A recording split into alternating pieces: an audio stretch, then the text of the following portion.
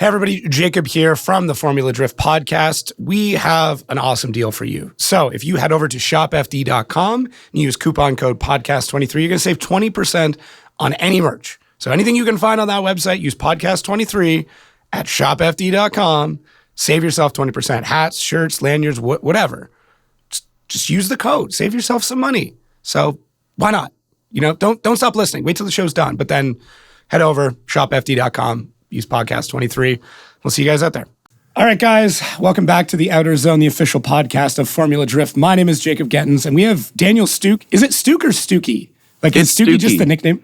Your actual name is Stukey. Okay. Yeah, it's pronounced Stukey, but it's like, and even before FD, it's such a miscommon pronunciation that like even Stuke or Stuck even has become like a nickname. Not so much Stuck. That's more of a, But yeah, no, I get Stuke from people who don't know me and from the close homies. So Stukey. Yeah. Okay. Honestly, like I've never been good at name pronunciations. And then when we started bringing in like all these guys from Brazil and other countries, I'm like, oh man, like I had to pick this here. Oh, yeah. I feel bad for Jared. Dude. It took him a while because he got me Stuke and Stucky and Stuck. Yeah. But it was when I was doing Pro 2 first, there was like 64 drivers and there was a bunch of people with crazy last names. So I was like, did you start with you gotta. Did you start with the Pro 2 era? Like, was that your... Okay. I think I did 2 years of Pro 2, and then my last year... Has there been 2 years of Pro Spec now? Or was last year the first year of Pro Spec? Okay. So yeah, no, I did 1 year of Pro 2, and then 2 of Pro Spec, I think. So what was your last year of Pro 2? Was that 2019? Yes. Yeah, I think so. And then 2020, the COVID years, I think, when they started the Pro Spec. Right. So would that be the year Beecham won Pro 2? I'm trying to go back in history. I think that was 19. I think that was because he won Pro 2. I don't think he won Pro Spec. So he must have been in 19 because I think Dylan and Hughes moved up from 18. Right, because that was the Travis Reeder, Dylan Hughes were like I think if I remember correctly. Hughes. Yeah, Reeder and Hughes. Yeah. Yeah, where like I think Reeder gave Hughes like an axle or something like that so he could actually finish and like win the title. Like it was this awesome show. We were there in town for the Drift League at the time, so I think we stayed around and watched and got to watch that whole battle. That was cool.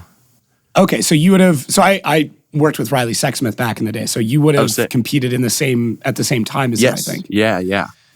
Oh, okay. So we ran into each other back then. He had a Subaru. He didn't run FD in a Subaru though. No, it wasn't legal. Like there was a bunch of stuff that made it not legal. That's right. He had the BRZ. I actually have like a huge poster of it right here. So I have a Kyle Cross photo of Riley at Road Atlanta. Yeah. Very cool. No, it's pretty sick. I mean, obviously, I don't think you had this super long hair at that point, though. That would have been like an ongoing thing.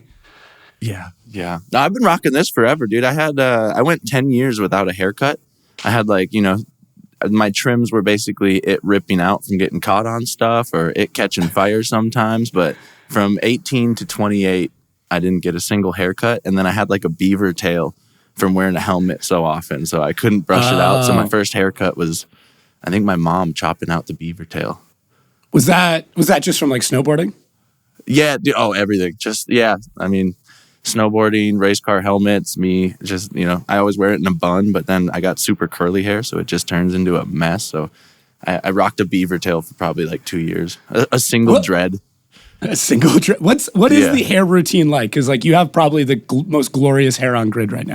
Second, I got to get on that Amanda Sorensen level. I don't know, dude, even halfway through the day, it looks like she just got out of the hairdresser. I get so ratted and matty that no, I don't do anything, dude. I scrunch it when it dries, and I throw in some like Target leave-in conditioner stuff. Nothing crazy. I need that like Maybelline sponsor though. Yeah, that would actually be hilarious. I don't think we've ever seen like a hair sponsor of any kind.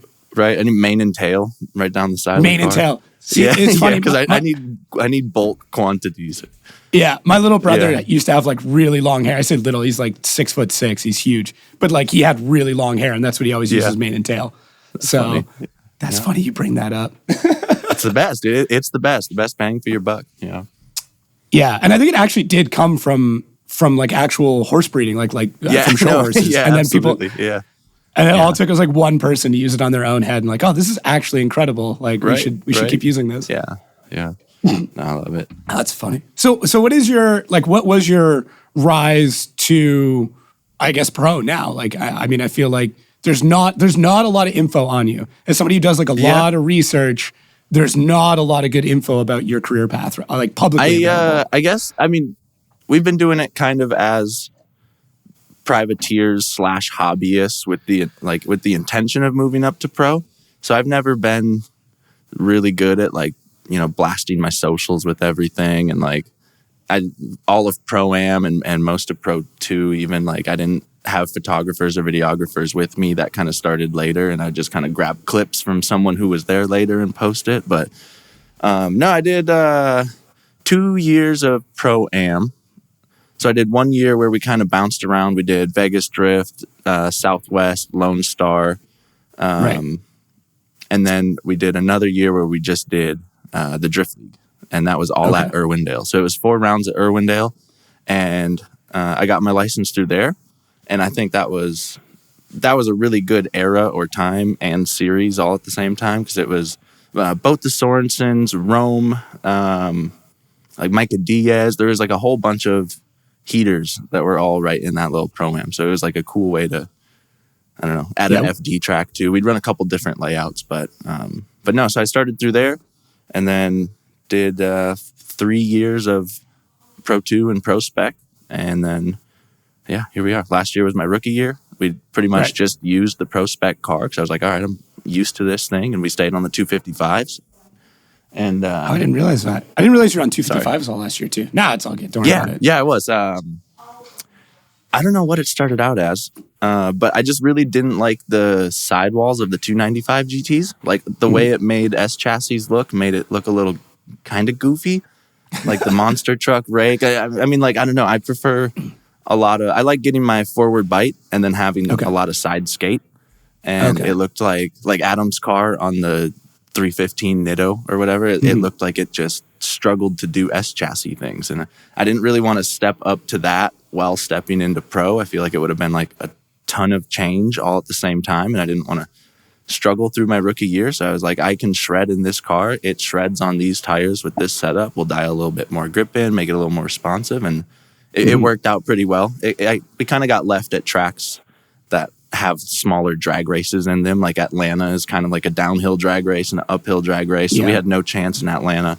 And the bank at Evergreen is a good one for you really just let them eat. So it was kind of hard to keep up at those tracks. But everywhere else, it was pretty surprising how well the 255 and a good suspension setup works.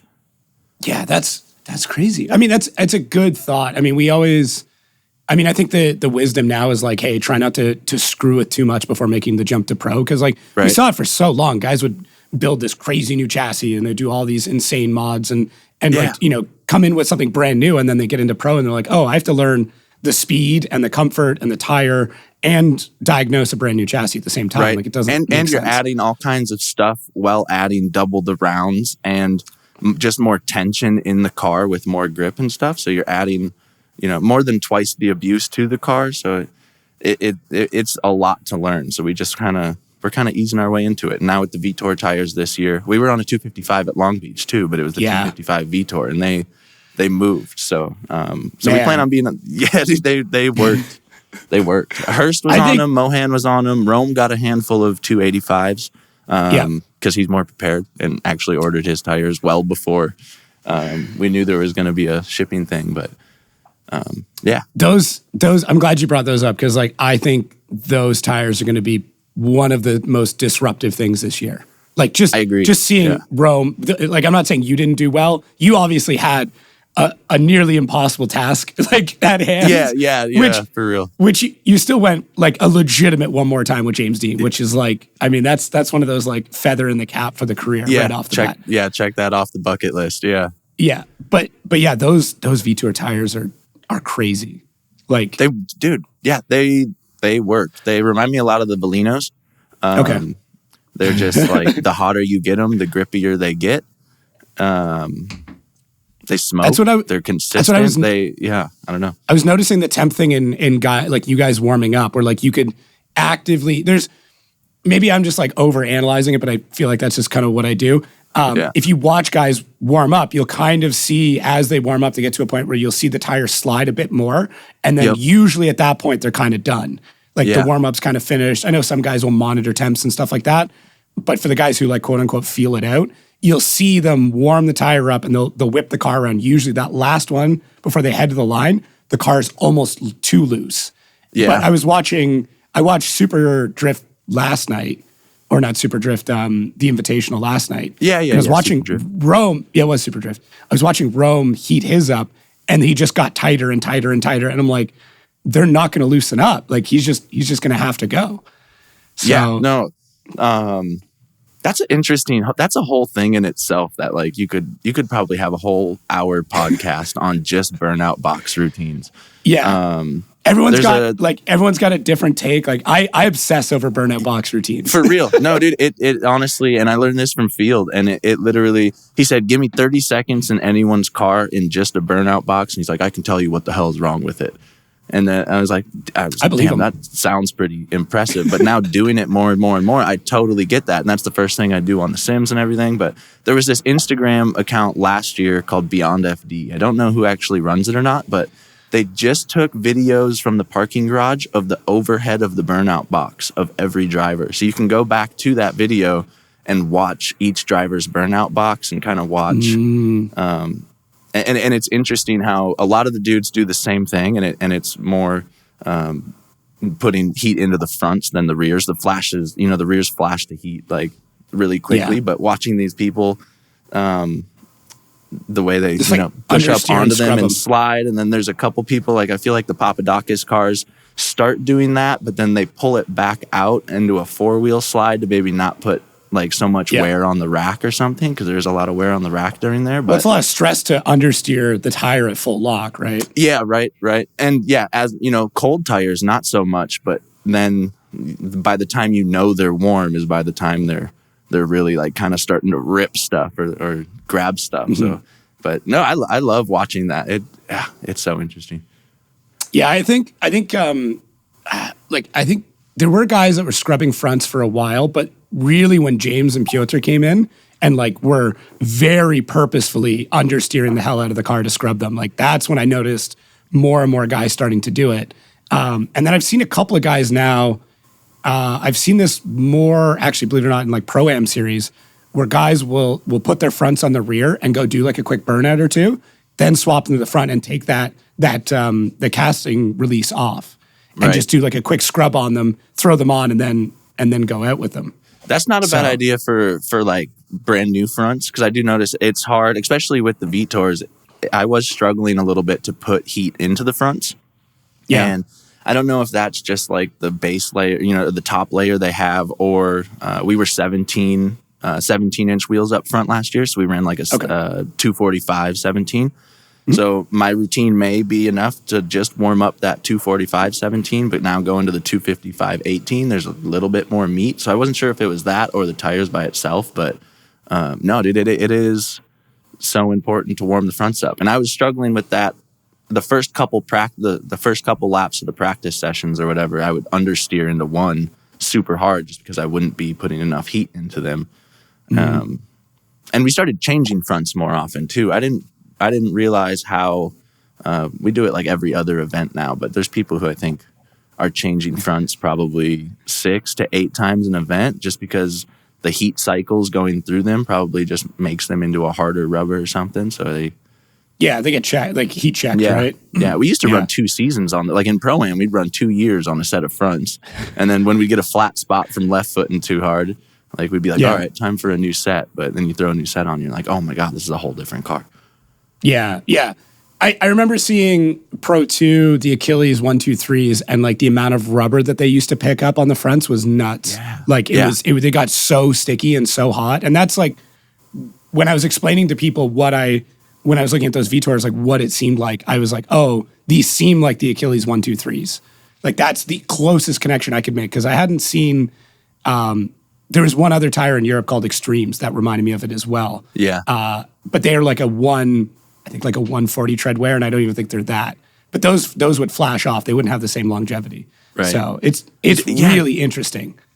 Dude, the Rome was getting 8 laps on a set of 285s. I was getting 3.5, and that's like still unheard of for me. I've never kept tire on the, after 2 laps. Yeah. So. I think that I remember Jonathan saying he was getting 3 and then had some meat left. Like he could probably get another run through it or something. But what I'm curious to see is like with the high degradation tracks, how they hold up. That's going to be the difference. Because like the tire battle this year, obviously we're looking at like Kendas versus the V-Tours. I'll get the pronunciation right at some point. I asked him, and I guess the guys from Chile, they say Vitor. Vitor? So I was like, okay. I added the E because I'm from Minnesota, so I'm more of a Vitor. But yeah.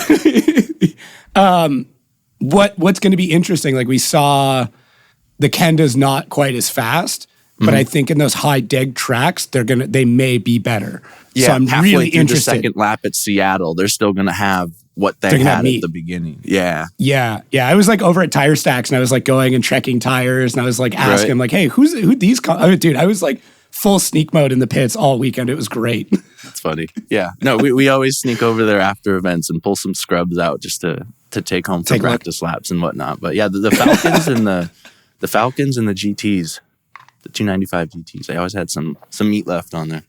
Yeah. Either way, I think it's going to be an absolutely wild year. Like just Long Beach proved that. Like the way that the qualifying went, the way that the battles went, like there's no guarantees anymore. I mean, there never was, but like watching Hurst take out like 3 incredible guys, and it's like, oh, for real. Yeah, on a 255, and it's like, oh, okay. Like, and then Rome coming in second, and then you one more timing, James Dean. Like, I feel like a lot of people are gonna catch up to that top level where there was like you could almost really predict the top 8 last year, and maybe the V-Tours are a good equalizer because there's a bunch of people who are absolute wheelers, but they're limited by either tires or parts or something. Or whatever. But I don't know. I feel like a lot of people are gonna meet Turek and Osbo and Field at that level this year, and all of 32 is going to feel like top 4 battles. Which is so great. Like, I know for you, you're like, damn, like, obviously coming up through, you're like, yeah, great. I'm happy to be like this, probably the most competitive you've ever been, which is, I'm sure, a fantastic feeling. Dude, it is. I've been spending so much time on the sim. I've been literally, and even prepping for Atlanta, we've been going to town, just 5,000 lead laps I'm going to get in, but it's in the chase. It's so cool to be able to, because the whole key to that track is really coming around that first inner clip and setting yourself up on the rumbles to be, track left or whatever. And being able to run 1,000 laps following people and seeing different correlations between, they're a little slower here, so that equals this after that inner.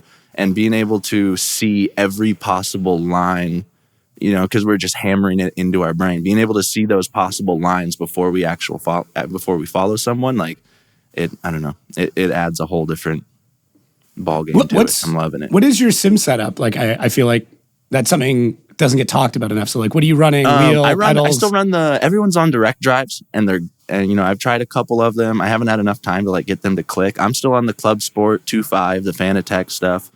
Okay, and it's just Fanatec pedals, wheelbase, shifter. I run the Thrustmaster Sparco handbrake because it feels like my ASD does, and just some eBay bass and not a crazy computer. I run it on VR, so I do the Oculus 2, so I have kind of like potato graphics, but the processing speed's still pretty quick. All right. What's your PC setup? I don't know if you're obviously people have picked up my PC setup. Dude, so I know enough about computers to log into Discord and Assetto and Content Manager and Jam, and that's about it. I'm the worst with it, and it's like I don't like people touching my sim or changing settings when they come over because I'm like I don't know how to get it back to this. It feels good. Don't touch my thing. But it's I think it's like a 1080 Ti or something like that. It was It was super nice stuff probably like 5 years ago. And I think it's pretty, I need like a 3080 or something, people are telling me, but I don't know. Yeah, we're into the 40 series now, to give you an idea. So I have a 20 series graphics card. So we're into the 40 series now. So right. Yeah, I wish I even knew what that meant. It sounds cool, dude. It sounds cool. I need to be more on top of it, because then I'll watch replays of these guys I play with and stuff, and sometimes I can't tell what's real and what's fake. They have drone mods now for follow cams. So like these drone mods, and the spectators are like real looking spectators. So like I'll watch a couple clips and I'll be like, damn, that was a good run. And then, there'll be like 2 Sim Magic cars. And I was like, oh my God, that's a VDC round. So my computer looks nothing like that. It looks like I'm still kind of playing in FR Legends, like visually, but maybe a little better than that. That might be a little drastic. But that's a good game though. But it's smooth. It feels good. The steering response is super accurate. We have like our own custom cars built from Diamond Racing and GC Drifting, and we go in and we drive them. And I'm like, yeah, it feels good, but I'd like it better if it did a little bit of this. So they'll just go in and do some 1s and 2s and literally dial it in to make it feel like my real life car. And it's neat. Interesting. Yeah, I mean, I wonder if there's something to be said about having lower graphics. You're just focused on driving, because like guys do that with like first person shooters, right? They'll drop the graphics way down, so it's just like everything's basically a polygon, and they're like, no, I don't care about like smoke or cracks on the walls. Like my job is to take out that person. So I wonder if the same is to be said. I could see that. Maybe it's not as it'd be nice to have crazy graphics, but maybe it is better to kind of run more of like a blank sheet of a track, because those cracks and those visual references that you're getting might not be the same at the normal track. But then you're like filling in this like coloring book of a track. So when you get there in real life and you do your track walk and go out there on a scooter or a golf cart or whatever, then you can go back and kind of fill in like, okay, that blank wall has this banner here this year, so I can use that banner as like a color reference to. That's a good point. Yeah, because if it was baked into the game already and you saw that, you might be relying on, I see red, and then I need to. Yeah, interesting. Huh.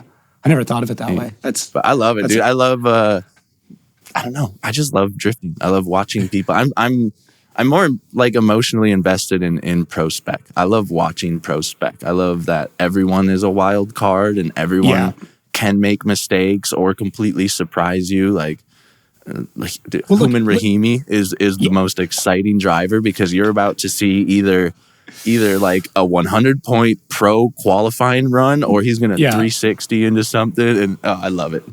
Yeah, and it's neat. And he's such a great guy too. I've known Human for years. Right? Like he's such a cool guy. I like watching and meeting these drivers and getting to know people more. I start to understand their driving style way more, based off of their personality. And I'm like, oh, there is totally a correlation. Yeah, there's totally a correlation between like just how you act and how you drive. Like Matt Field's out there doing exercises and precision and aggressive, and you can expect on point, aggressive, nasty, and like Forrest Wang is he's really good, but he's not like showboaty or anything. He's just I'm gonna chill back and lay loose, and that's what he does. Like if he wants to dominate someone, he'll add more angle and be deeper through a zone, and that's I feel like that's how he'll step on people versus other people who do it their own personality way. It's so cool. And like Osbo's cold and calculated, and his driving is like basically always matches that. And you watch his interview. He never stutters. Everything he says is precise and well thought out, and that is his driving too. And it's neat, and it correlates to just about everyone. And the more you get to know them, you're like, oh, I get that. So where are you living now? You're just saying like Oklahoma, Mustang. So right outside of Oklahoma City, Oklahoma. Okay, and then where did you grew up? Minnesota. I grew up in Minnesota, kind of Lakeville, in between Lakeville and Prior Lake area, and then I moved to Colorado when I was 19. Okay, and I did 8 years, like it's a jail sentence. Like I did 18 years in the Rockies. Yeah, no, I did. I lived in Colorado for 8 years. I did. Some of it was up in the mountains, and then I lived down in Denver for like 2 years. Okay. So you're just outside Lakeview, like one of the little suburbs or something like that, or like the rural area. So did you go to school in Lakeview then? Or Lakeville? Lakeville? Sorry, yeah. Lakeville. I went to school in Lakeville until halfway through freshman year, and then I got kicked out and got homeschooled. Cool. Were you a Panther or were you a Cougar? Whoa! All right, Cougar. I was a Cougar. Okay. Yeah. I've heard there's a pretty bitter rivalry between the two. So I guess. Yeah. I don't know. If you're into sports, maybe. But no, I was. I think the year I moved into freshman year was like the second year. They built a whole nother school, so they split Lakeville in half because there was too many people. So then I went to the new one, and that was Lakeville South. Oh, okay. Yeah. And then you grew up like snowboarding, like that was kind of your jam, right? Yeah, that was it. I lived at Buck Hill pretty much. I can still feel the tow rope. Yeah. Oh, really? Yeah. Oh, yeah. I'm assuming it wasn't like a huge hill. No, and it was decent for like the Minnesota, Wisconsin area. It was kind of a bigger hill. I think it was like 800 feet of elevation change. Yeah. Which, when you go out to Colorado, like there are landings of jumps that are bigger than Buck Hill, pretty much. Yeah. But no, that's a whole thing. If you're into that, the whole Midwest park rat kind of thing, people from that area get so good. Because kind of like the simulator thing, the tow ropes let you hit the same box and the same rail 1,000 times a day versus having to do, you get 4 hits and then a 10-minute chairlift ride and then 4 hits. These kids that are just lapping the tow rope are just getting good. Yeah. It's, I grew up like near a small hill as well. It's called Hidden Valley. I worked ski patrol forever. So I was like one of the dudes who give you jib kids shit for building jumps and stuff like that. Yep. Yeah, that was me, unfortunately. But that's funny. Buck Hill, dude, Buck Hill is like, it's kind of legendary. I mean, like the Replacements have a song about it. I've never heard that. What is that about? It's literally about Buck Hill. Like it's an actual song about that ski hill. What? Yeah, that's cool. Yeah, go look it up. Yeah, I know. Dude. So I'm wondering, like, what's so great about this place? I mean, like you've got so many other incredible hills and like places nearby that nothing was super great about it, and that's what made it perfect. Is that it wasn't great? Yeah, dude, it was and now I think it looks a lot better. I see some stuff online. I found this guy on TikTok who's like super viral, and all he does is just do POV stuff through Buck Hill. But like, growing up, there was where he's like talks through the jumps and stuff. Like he's like long hair too, right? I think his name is Ryan something, but yeah, I think so.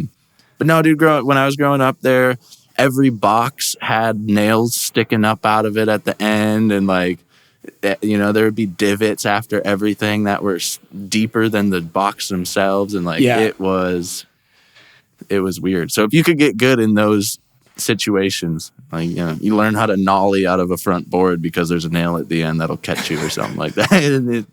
It's neat. Yeah, so many concussions. It wasn't even like a snowboarding hill. It was just a vertical ice rink with rails on it.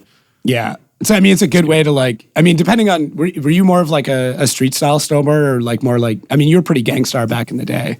Yeah, dude. Yeah. I'd say that'd be a good way to put it. Yeah. Like snow pants, like 4 sizes. We all wore way too baggy clothes and XXXL hoodies and whatnot. And my buddy AWOC, he was the steeziest of them all, dude. He's going to love this little shout out, but he used to wear 8 different layered tall tees and then like 19 bandanas coming off of it. Yeah, of course. And like one's like basketball jersey over top, like that kind of thing. Yeah, dude, that like 2004 to 2008 style was something. Were you like the kind of kids that would just like hang around the local board shop too? Like were you like always at Zombies and just like Lurkers. Would never leave and not buy anything? Oh my God, I'm so happy you're bringing this stuff up. That's funny. Yeah. No, I was a little dickhead, dude. I was Sean, the owner of Zombie. We'd walk there because it was before we, had our driver's licenses and stuff, and we would always just walk there and pester him for free stickers and sit on the couch and act cool because they were cool. We were lurkers for sure. Just finding shit to do backflips off of, and exactly. Yeah. No, I do, dude. I knew I was not one of those kids, but like I definitely had a buddy of mine, Alistair. Like that was it. Like that's what he was known for. Is like big headphones. Never wore a helmet unless he absolutely had to. And then like I don't even know how he got around his snowboard. Like his snowboard pants were so low And I'm like, dude, how do you even, like, how do you Well, do it's just how do you push? because once you're strapped into the bindings, they're like, they can only ride so low down the legs, and then you just let that be your belt. Yeah, and then that's what holds it. It's just the actual A-frame of your legs is what holds it up. Yeah, exactly. You make a teepee. Yeah. So were you like a jib kid then, or were you like big air? What was your style? A little bit of both. It was kind of hard to be like a big air guy from Minnesota because we didn't have any huge jumps. If you wanted, I feel like there's another place in Minnesota called Highland, and their jump game was on point. So I feel like all the Highland kids, when they'd come to Buck Hill, they would just shred, and you'd always be like, "Oh my God, that kid rides Highland." They had a jump called Nybora or something like that, and it was like a secret jump that only the ski team could hit, but they'd open it to the public every once in a while, and like that was like the Hoonigan man line. Like when you were a kid and you could hit Nybora, I feel like that was the name. It has to be, but like that was like, oh damn, dude, this kid shreds. Was that like you would do that in preparation to go to Mammoth for a weekend or something? You'd be like, hey, let's run the big shit, and then absolutely. Head for something a little bit bigger than what's here. Yep. Yeah. Do you think like all of the snowboarding stuff helps with the drifting? Like, do you like the lack of fear? Because like I really think that's what helps guys get to a pro level. Yes, 100%. I had a thought this weekend at Long Beach about that Nybora jump. And it was or super. They had a couple different names for it, but it was like the legendary jump at Highland when you were a kid. And to hit it, you had to 100%. You had to come off the tow rope, fling yourself off the tow rope, kind of pump into it, and then just like point it for this jump. And as you're rolling up to it, you're like, bail. I don't have enough speed. Speed. Something's gonna go wrong. Bail. Yeah. But then there's just this like F it point where you're like, no, just F it, and it'll work out. And like the overcommitting things to make things easier, I definitely learned that from snowboarding. And there's a point in Long Beach where going from outer 1 to 2, you kind of have to rotate behind the guy and in the smoke to get a good push to 3 without coming super inside. And like that point, that's a scary point. You don't want to hit them and have like a field Osbo situation, or you don't want to clip the wall and wind up in the tires or anything. So there's definitely points where you're mid-run and you're like, I don't know, maybe I shouldn't push that hard. And then you just need to be like, shut up. No, go. Do it. F it. Send it. Just go. And I think doing all those doesn't work out. Well, I mean, you had a pretty nasty bump into 2 anyways. You like exploded a wheel. Yeah. But I think you need to know where that is to like, okay, cool, that was too deep. Like now. Yeah, absolutely. Now I'm aware of what the boundary is, because I mean, most of your practice runs went really, really well. And then I think you just pushed a little bit too hard in that one spot. Yeah. But crashing in 3 tells you more about how to take 1 than 10 laps going through 1 incorrectly. Like literally, all of the extra distance going into 3 comes from being shallow on 1 or 2, but usually 1 because you can correct the push to 2. But the distance you are off the wall in 1 is almost a direct correlation, I feel like, to the distance you are over the line on 3 or past the wall on 3. Yeah, because there's not a lot of room to shore up there. Because like if you scrub a little bit, you're way offline, and then you're super shallow. Yeah, and shallow or online in 1, your transition to 2 is gonna be about the same amount of time. So like there's not a lot of correction to be done just right there in transition. So it literally is, it's your backswing in the golf. You know, you gotta make sure you hit the backswing right. Otherwise, you're gonna be way the hell off. Are you a golfer? Are you like? I'm a little bit of everything, dude, and I kind of use a little. I like making analogies and like. Same. I had a bunch of people like, oh, why did you reference wrestling like 3 times? And I'm like, I don't know, like because I don't even watch wrestling, but like it just made sense at the time, right? And that's how you get like. I'm not super good at anything, but I'm like pretty good at a lot of things. Josh Love hates it because I'm really good at like backyard sports, and I think that's just me being a Minnesotan and stuff. But like. Yeah, cornhole, bocce ball, like, I don't know. If it's in a backyard and involves beer, I'm competitive in it. But I take all of that little stuff, like gearing ratios. We talk about like different golf clubs for when we're, trying to figure out gear ratios and stuff for a track, because each gear ratio has an arc like a 7-iron, 8-iron, 9-iron has a little more lift to it, or you know, there's like, yeah, we use different analogies for everything. It just depends on who I'm talking to. And when we do classes out here in Oklahoma for full lock drift, but that's a whole nother conversation too. Yeah. And, that's like the first thing I do when I'm trying to teach someone is kind of, well, talk to them and figure out what they're into and what they like. Because I can just spout gibberish at them and it's not going to help at all. But if you're like, you know, oh, you're a skier. Okay, well, you know, let's talk about, you know, how much you lean versus how much edge digs in. That can compare to angle. And, you know, so it's just kind of, yeah. I think the movie Road Trip like has my best analogy of that, where he's like, I can teach anything to anybody. It's just relating it. Like I can teach a monkey ancient philosophy. I just have to relate it to something they already know. And he literally teaches I gotta them. know a little bit about bananas. Yeah, exactly. And he literally teaches it, like in the movie, teaches them, I think it was ancient philosophy with wrestling. Like he's like, okay, so like Vince McMahon is like Homer, and then that's how they like end the scene. Yeah, that's funny. Yeah, but I agree. The Undertaker is Aristotle. Yeah, exactly. But I mean, I think that is the best way to teach anybody is like you have to be able to correlate, because if there's nothing that they don't already know, now it's from scratch. But if you can compare it to something they already know, then it's fairly straightforward. Yeah, it's crazy how just communication is such a good life skill to have in everything. So who is your spotter? Emily Cole, Casey's wife. Okay. What is that communication like? Like, how do you guys communicate about what you need to change or how well you're doing? Is she like super harsh? Is she like, how does that play out in the headphones? No, honestly, I don't know. Yeah, we have our own unique kind of way of doing it. She spots more in like the situational awareness of an event. So, and we've been kind of helping her try to directly critique my driving as well. But most laps, I kind of know where I did something wrong, or I kind of know like, you know, maybe she can point out, well, you could do this a little earlier here, might help you or something like that. But between the videos she takes, I'm like, I know where I screw up, and Casey can look at it and be like, oh yeah, no, you screwed up right there.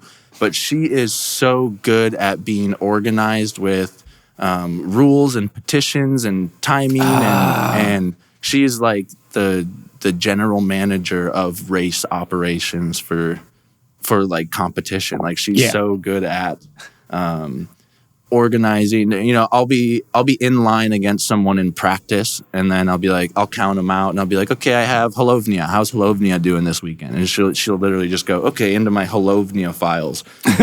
He looks good. A couple practice runs, he did this, not quite reaching out to here, and she can like send me a video of his last run, like while I'm waiting in line. Damn. So it's a different.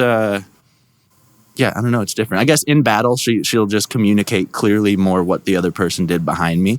Okay. And then, but no, she's smart. She knows what to do, but she also understands that I know what decisions to make based off of what information I have. So she's just super good at making sure I have all the information. Like, hey, this guy, you know, missed 2 or almost 0, but it's not quite a 0. Like, you know, play it as you're going to play it. So, like, what were her notes, I guess, like, after... Like, I want to talk about... Let's get into, like, the James Dean thing, because, like, I think that's really interesting to be second-year pro and then, like, arguably the greatest drifter ever. Like, what goes through your head, like, finding out you're pairing up with them, and then how does the rest of that play out? I knew I was going to pair up with him 2 months before the event. Okay. We literally... Since the day he announced that he was coming back, I was like, I'm going to be his first battle. I'm going to drive against James Dean. I want it right back. Like the champ's coming back. I'm comfortable in my car. I'm not on a slow tire this year. I want it first. And I think Casey was on the phone with him and he mentioned it. He was like, oh, hey, by the way, Dan wants you first at Long Beach. I think he said something. He was like, well, I don't want to send you home right away or something. Yeah. But no, like mentally, I was literally so prepared because I wanted it. And I was like, I want beat James Dean on my resume. That I think that would be so cool. And then part of me was like, if you got a chance to beat James Dean, it's probably going to be the first event in his first battle while he's still kind of buttoning his armor up, getting used to the car. And like, God, he needs half a lap to get used to a car. Dude, I feel his halfway through the first run, he's like, okay, I get it. Yeah, his first practice lap, I was like, I think I got a video of it. I'm like, oh shit, like, yeah, but yeah, no, I wanted it. I was like, whoever gets his first battle of the year is going to get a bunch of good media. Like, it's going to be a great battle no matter who gets that opportunity. So I was literally like, I want that opportunity. So on the sim. We loaded up. I was in my car, so my dash looks the same. Like everything's the same. He loaded up in an RTR Mustang with James's new livery on it and stuff. And I literally got visual cues of following that Mustang through Long Beach, and I feel like I manifested it and got him in 16. And I was like, dude, this is cool. So I was so ready. There was no nervousness. There was no excitement. It was. I'm guaranteed a great lead lap. So throw it as hard as I can in the follow, and I'm guaranteed to get pushed on in the chase. So throw down all I can in the lead. So and that was kind of the team knew that. So Casey and Emily both. Casey said it afterwards, but they were like, in between the two runs, she didn't come on and give me any notes. Because what are you going to tell me? It's go. It's go. Yeah. This is the time. It's James Dean. You already made 16. It's Long Beach. We can rebuild the car. Like, there's no, you're like, okay, try your best this time. It's just understood by everyone there that it's like, all right, time to shine. Go for it. And I mean, you did. I mean, like I said, that was a very honest one more time. Like, I could not. Yeah. You guys both had very small mistakes. Yeah. I went back and now rewatching it a couple times. I'm still super happy with the run that I put down. And it's nice that, because everyone's got those runs in them, but it's really hard to pull them out when you want them. Mm-hmm. So I was super happy that, like, finally I was like, okay, I needed a heater run, and I was able to pull out a heater run. But no, there's a lot of stuff that I feel like I can clean up. Like that first battle, I feel like my proximity wasn't quite there. I was probably a sideways car length behind him most of the track. I kind of, had points where I came in a little bit, but also points where I came in too shallow. And and that just gets me more excited. I want him at Long Beach now too, because I see what I can clean up. I'm like, damn, if that went one more time, and I know I have the ability to clean up those little aspects, and I just have to do that consistently. And that goes for everybody, dude. I'm excited to run Turk. I'm excited to run Osbo. I'm always excited to run Field, and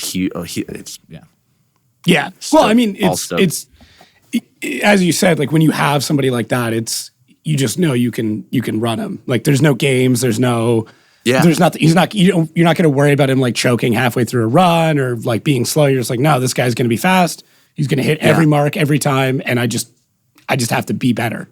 Right. Yeah. And that goes. I mean, we have kind of a different mindset going into this too. Like I'm a very competitive person, but I don't feel like the other drivers are my competitors. Like we're both there to like show together what we can do at 100%, and the competitive edge in me is like, well, I think I can do better and show better. So I'm not trying to like beat someone.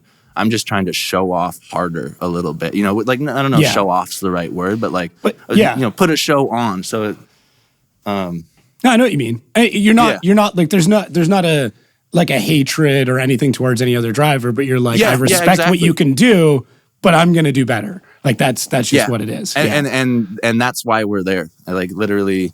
So when we get these top guys and stuff, it's not even if we get them in 32, it's not oh shit, we get Turk in 32. Like it might be an early weekend. It's nope, right away. This is what we came here to do. We came here to see how we stack up and drive with the best people in the world. So I get stoked when I get great. I mean, they're all great battles, but I get stoked when I get like extra those top 8 guy battles. Yeah, because it's same thing. You just go. Like it's just okay, cool. Like I can. Yeah. If I'm going to be the best, I have to battle the best. Like that's just how it is, right? Right. Interesting. That's everybody's got a bit of a different mindset. So I'm trying to understand like where people come from, because I know drivers that I've spoken to who are like, when I'm in the car, that person is my sworn enemy, and my job is to humiliate them. And I'm like, holy shit. And I've talked to guys who are like, yeah, I just drive my game, and like whatever happens, happens. Like everyone's got a bit of a different way of looking at these situations. Yeah. So I definitely see because I mean, there's no one like you really dislike around or anything, but there are definitely times where you're like, I'm going to humiliate. But I never get the enemy like I want to. I feel like if I started doing that, I'd be running through people. Like, or, there'd be a lot more aggressive crashes than accidental crashes and stuff. But you could be like, I just want to walk this guy. Like, I want to. Yeah, exactly. Yeah, I want to hit every point and there still be 2 car lengths between us. Right. Yeah. Right. Yeah, that's fair. So where does MspeK come from? Like, where does that name? Where did that name come from? That's going to be a better one for Casey. So I joined Casey while MSpec Performance was already a thing, and the name literally means nothing. It's cool. They just wanted something that sounded cool, and it does sound cool. I think she started it with a dude named Mitch, and K is for Casey, so they had a capital M and a capital K. So they were just coming up with names, and they were like MspeK, like military spec, or like spec racing. They were like, that sounds cool, and it does, and it works. So, the logo's nice, and So how did you guys meet then? So we met. I had a 2J swap Subaru way back in the day that needed a wiring harness, and no one wanted to touch it because it was just a hodgepodge of bouncing around from other shops. And a bunch of people recommended him because he was like the go-to wiring guy in Denver, or one of the go-to wiring guys in Denver. And literally, I think, like the first time I dropped my car off, or the first time I showed up there, I just walked in and they were all hanging out. And it was just a couple dudes in a garage. And we got along super well and went to eat and hung out. And I was like, oh, these people are my friends. And we just started hanging out. And I was like, hey, you guys are good at car stuff, but I need car stuff. So it kind of started as that. And then... and then we were just homies who wanted to like travel and drift. So we were like, well, Pro-Am is like a cool way to travel and drift. So we started doing Pro-Am. And then honestly, I think I kind of got into FD like as a spectator after I started driving Pro-Am. I didn't really... Like I've never watched like... I've gone back and rewatched stuff, but I never watched like back in like the Tanner Faust days or anything. Yeah. I was always into snowboarding and stuff. So they kind of showed me this whole world of drifting and FD, and he'd done Pro 2 with Casey King before in the past, so he kind of knew a route and a way to go and how to do it, or a general path to take. And then we both just were kind of like, yeah, this is what we want to do. Let's hook up, team up, and go down this road. And then now it's been 7 years or something like that. Wow, 6 years. I didn't know it'd been that long. Yeah. Well, I guess from your Colorado days, so that makes sense. Yeah. Like timeline-wise, makes sense. Right.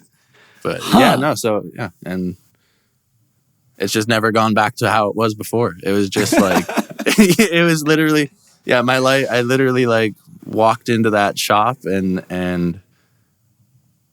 this is what I'm going to do for the rest of my life. And just like decided right there. And I was like, okay.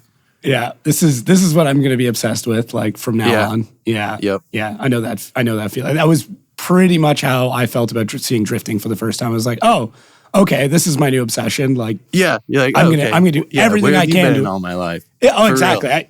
I had a conversation when it first happened. Like when I'd seen it on TV a bunch. I'd watched like FD, but like my first time seeing true drifting was actually the first Grid Life, and Ryan Turk was there in the white streetcar. Sure. And I remember standing like next to the track with 2 buddies, and I'm like, oh, no, this is my personality now. Like this is all I want to do. For real. And really since then that's been the entire goal is like, okay, how can I be involved with drifting as much as humanly possible without going broke? Like how can I let it consume my personal life? How can I I want my phone going off at 4 a.m. with some drifting related question. Hey man, my trailer's broke. Can you come pick me up? Like Well, I mean, even like the staff at the company now, like I think 3 of them are drifters. Like, and one of them's like gone this weekend, and he's texting me updates and stuff. So it's like, and then last night I was watching Super Drift, and then the night before that I was watching everybody's vlogs that came out. So I'm like, okay, my wife's like, you already know what happened. I'm like, yeah, but I don't know what happened from Chelsea's point of view, or James's point of view, or Adam's point of view. Like, I need to know. I need to like, I want to understand why this happened to them. Yeah, and then you have to be fine. Fully submerged. Yeah, if you want to understand it. You have to be fully submerged. Yeah, and I mean, I think it's cool, especially now the way that FD is developing, that you can kind of be a casual fan, and it's starting to make a little bit more sense.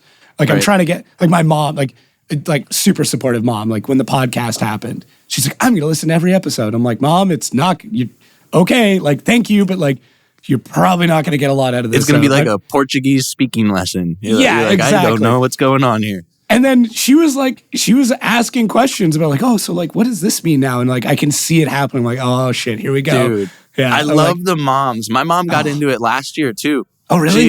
She'd come to one Pro 2 race in Orlando years ago or something like that. Yeah. And she doesn't like watching because she still doesn't kind of like watching because it's so dangerous. Yeah. Or she thinks it's so dangerous. So It's she'll not like that close bad. her eyes or pace in the back. But she is a mega fan now. The whole family comes over and they'll do dinners and watch the live stream. And she came That's to cool. Irwindale last year.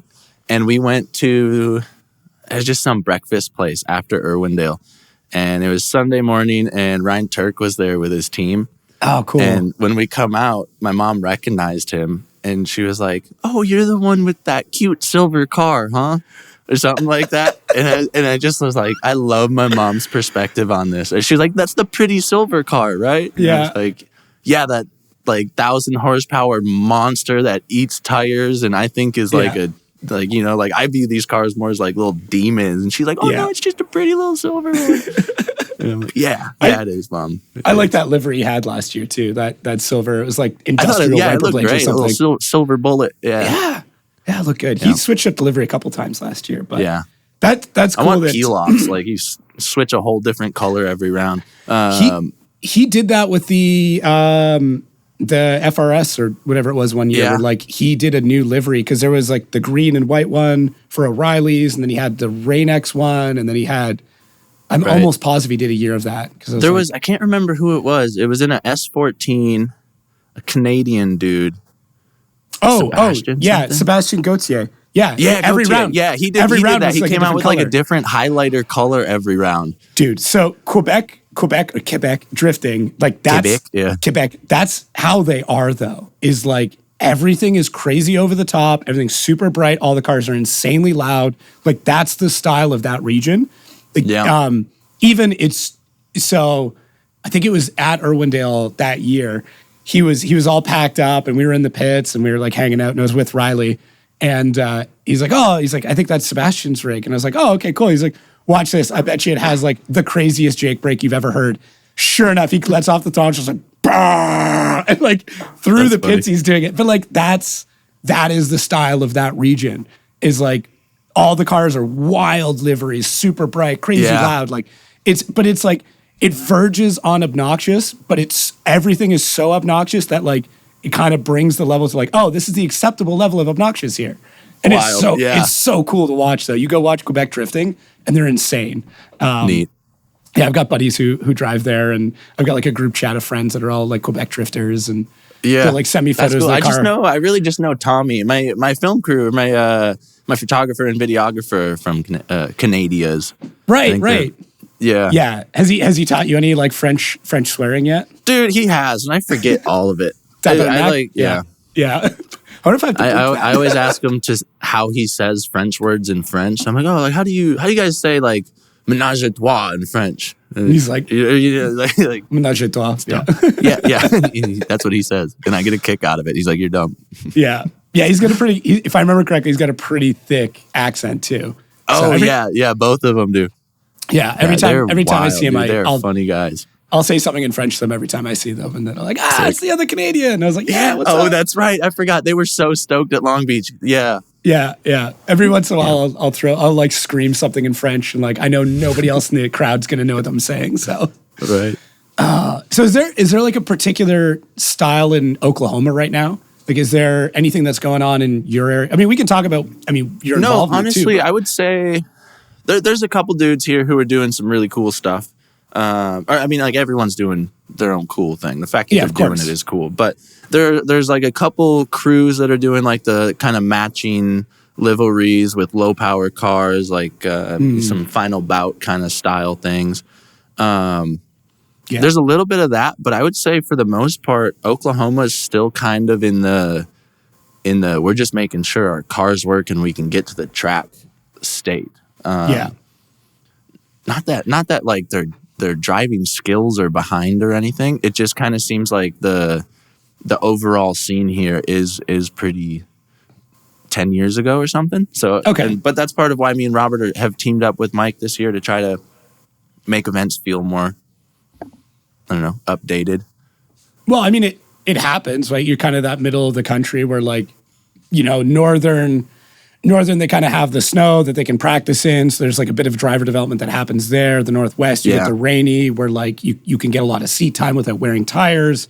And then you get into Florida, California, where it's like, oh, I can just drive all year. Whereas like the middle of the country, there's nothing particular to like set off driving there, right? Yeah. Like there's nothing that's like a thing that you can latch onto other than like I kind of wonder, like where do they start when they pop up in the middle of the country? Is it someone who was living at a place that had a car scene, moved here and kind of like started sparking it, or was it with the internet? I mean, probably, you know, more so the internet and stuff. But you still have to have somebody to like organize it, right? Like there has to be someone with enough knowledge to be like, okay, I think you're right with like, you know, the stereotypical made for TV movie moment where it's like, boy from California has to move to Oklahoma to be with his stepdad or something, and he brings drifting and gets this group of misfits. Like I really feel like that's kind of what happens. I'd watch that movie. That'd be 100%. Yeah, I know. But, but I'm like, no, because I mean, there's a big scene in Texas. You know, like Lone Star is huge down there.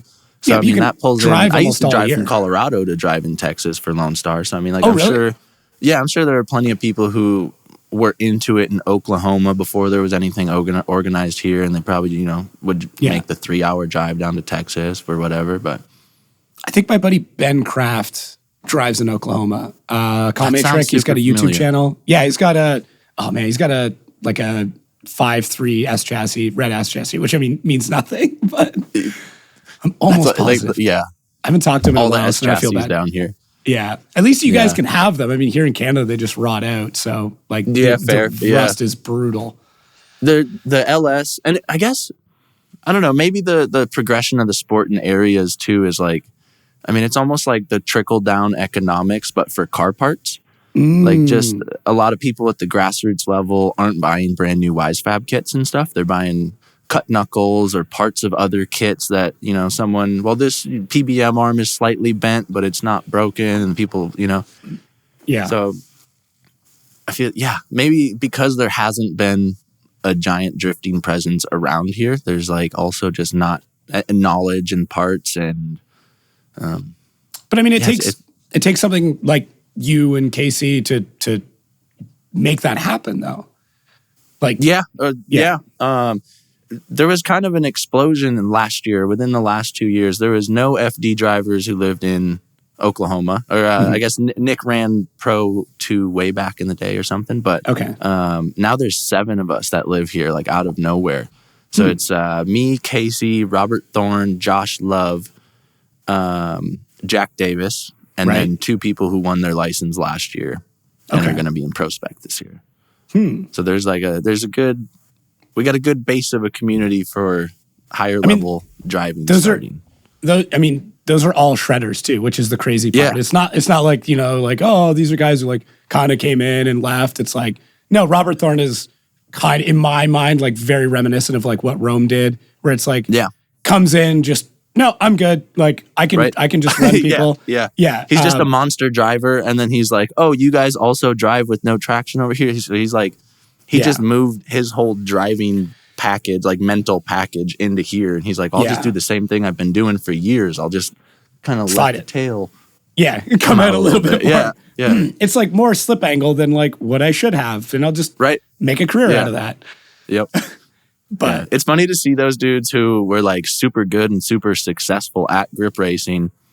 Like just, I think he started at a smaller event, but he made that decision to like stop and commit everything to drifting like immediately. Like he had shops and cars, and he still does, but like he literally was just like, this is way more fun. I'm going to go ahead and just pop into here. I'm going to take all my resources, move everything to here. I don't know what you guys are doing over there, but you guys didn't realize how fun this shit is. Yeah. Like, and that's the crazy thing too, is like drifting is expensive, but in the grand scheme of like an IMSA or a GT series or anything, it's so minuscule cost wise. Yeah. Like, the amount our of whole season costs one, like, trophy truck race. Yeah. saw a report which was like the cost of catering for a NASCAR team. And then I'm like, oh, that's like some people's entire FD budget. Yeah, like 80 grand or 80 grand a year, something, or 80 grand an event. Yeah, an event. Yeah, yeah. And I'm like, yeah, I know drivers that's what they spend. I know drivers who spend less than that on a year. Yeah, quite a few that. Yeah, quite a few. But so what's, I guess, like how do you fund this? If you don't mind me asking. I mean, you obviously don't mind some questions. Like, how did you figure this out? Yeah, just some savings. I bought a bunch of little stuff. I think. Casey is a madman, and Casey does a really good job at getting us parts in exchange for like research and develop, like R&D stuff. Like he works with some other little companies. He's just, I don't even know how to. He's a mad scientist. Yeah, he's a mad scientist, and there is value to working with him on parts. And as far as like finding weak spots and stuff, I break a whole ton of stuff, so I'm good at that. So like the actual cost is coming down for us. I feel like we're getting super close to like a breaking even point. Okay. But yeah, in the past, it's just a whole bunch of little stuff. Rental property in Colorado. I bought a house before like recreational was legal there. So oh, gotcha. So that was like a really good time. I'm actually just selling that now. But okay. Tesla stock. I had some Tesla stock that did good, and I pulled that out, and that covered almost like a quarter of a season by itself. Just random stuff. We're gonna just this digging full lock drift endeavor, selling tires, flipping cars, just everything. Just everything. Yeah. The goal of like, I need to pay for this, so I'm just gonna find ways to pay for this. Yeah, pretty much. What do you do for a living? This. Is it? So this is like pretty much full time, huh? Pretty much, yeah. Huh. Okay. I'm always like, we used to play a game when I first got into like FD stuff, which is like, how do I afford this? Like, how does this guy afford this? How does this guy afford this? Like, because like, I don't want to like give up everybody's jam because I'm trying to like, it's pretty obvious how, like an Osbo affords this, and now like a Ryan Turk or a Vaughn. But it's, I think it's the guys that are lower that like, there's always people like, oh, you're an FD driver, you must make like a bunch of money. I'm like, no, most of these guys are like incredibly in debt or like just trying to get by. And then you get some guys who are like, no, like I'm good with my money, but like it's still expensive and I have to do these things to pay for that. So I was just curious, like how, it sounds like just a mix of a lot of things. Yeah, a little bit of, quite a bit of self-funding. And then also like the shop we had in Denver, just MSpec Performance with what it did. And working on so many cars, there's just always good opportunities where people are changing their setups and they're, like that's how Casey funded like all of his driving is, he's upgrading this guy's setup. He said, give me this turbo and I'll call it even. So Casey takes that and flips this, and he's always making little moves. And while this guy has a transfer sale over here, you bolt it with this this thing. He wants like $300, but if I bolt it to this, it's actually worth like $4,000 now. And and he's got pallets of drive shafts that are laying around that I think just look like garbage. But he's like, well, no, like each one of those is $400, and he's got like 18 of them. So I'm like, well, okay, like it looks like just a pile of trash. Get it out of here. And he's like, well, one day that's going to be worth something. And Well, I mean, I bought it. Yeah. Buying cars, dude, importing cars when they were super cheap before COVID. Like, I got an S15 and an R32 for $20,000 a piece, and like they're both like one of them's worth 50 something now, and like you're like, cool, sell that, pay for a good chunk of the season, and yeah, that's interesting. Yeah, I like I said, I'm always curious how everybody gets to where they are. I mean, it's just cool to kind of understand. That's all. Are you an FD fan who attends live events? Well, right now, for the podcast listeners only, we're offering $5 off each ticket purchased on Formula Drift website by using FD Podcast when you check out. That is FD Podcast. I don't know if you need a capital, the FD, but try it either way.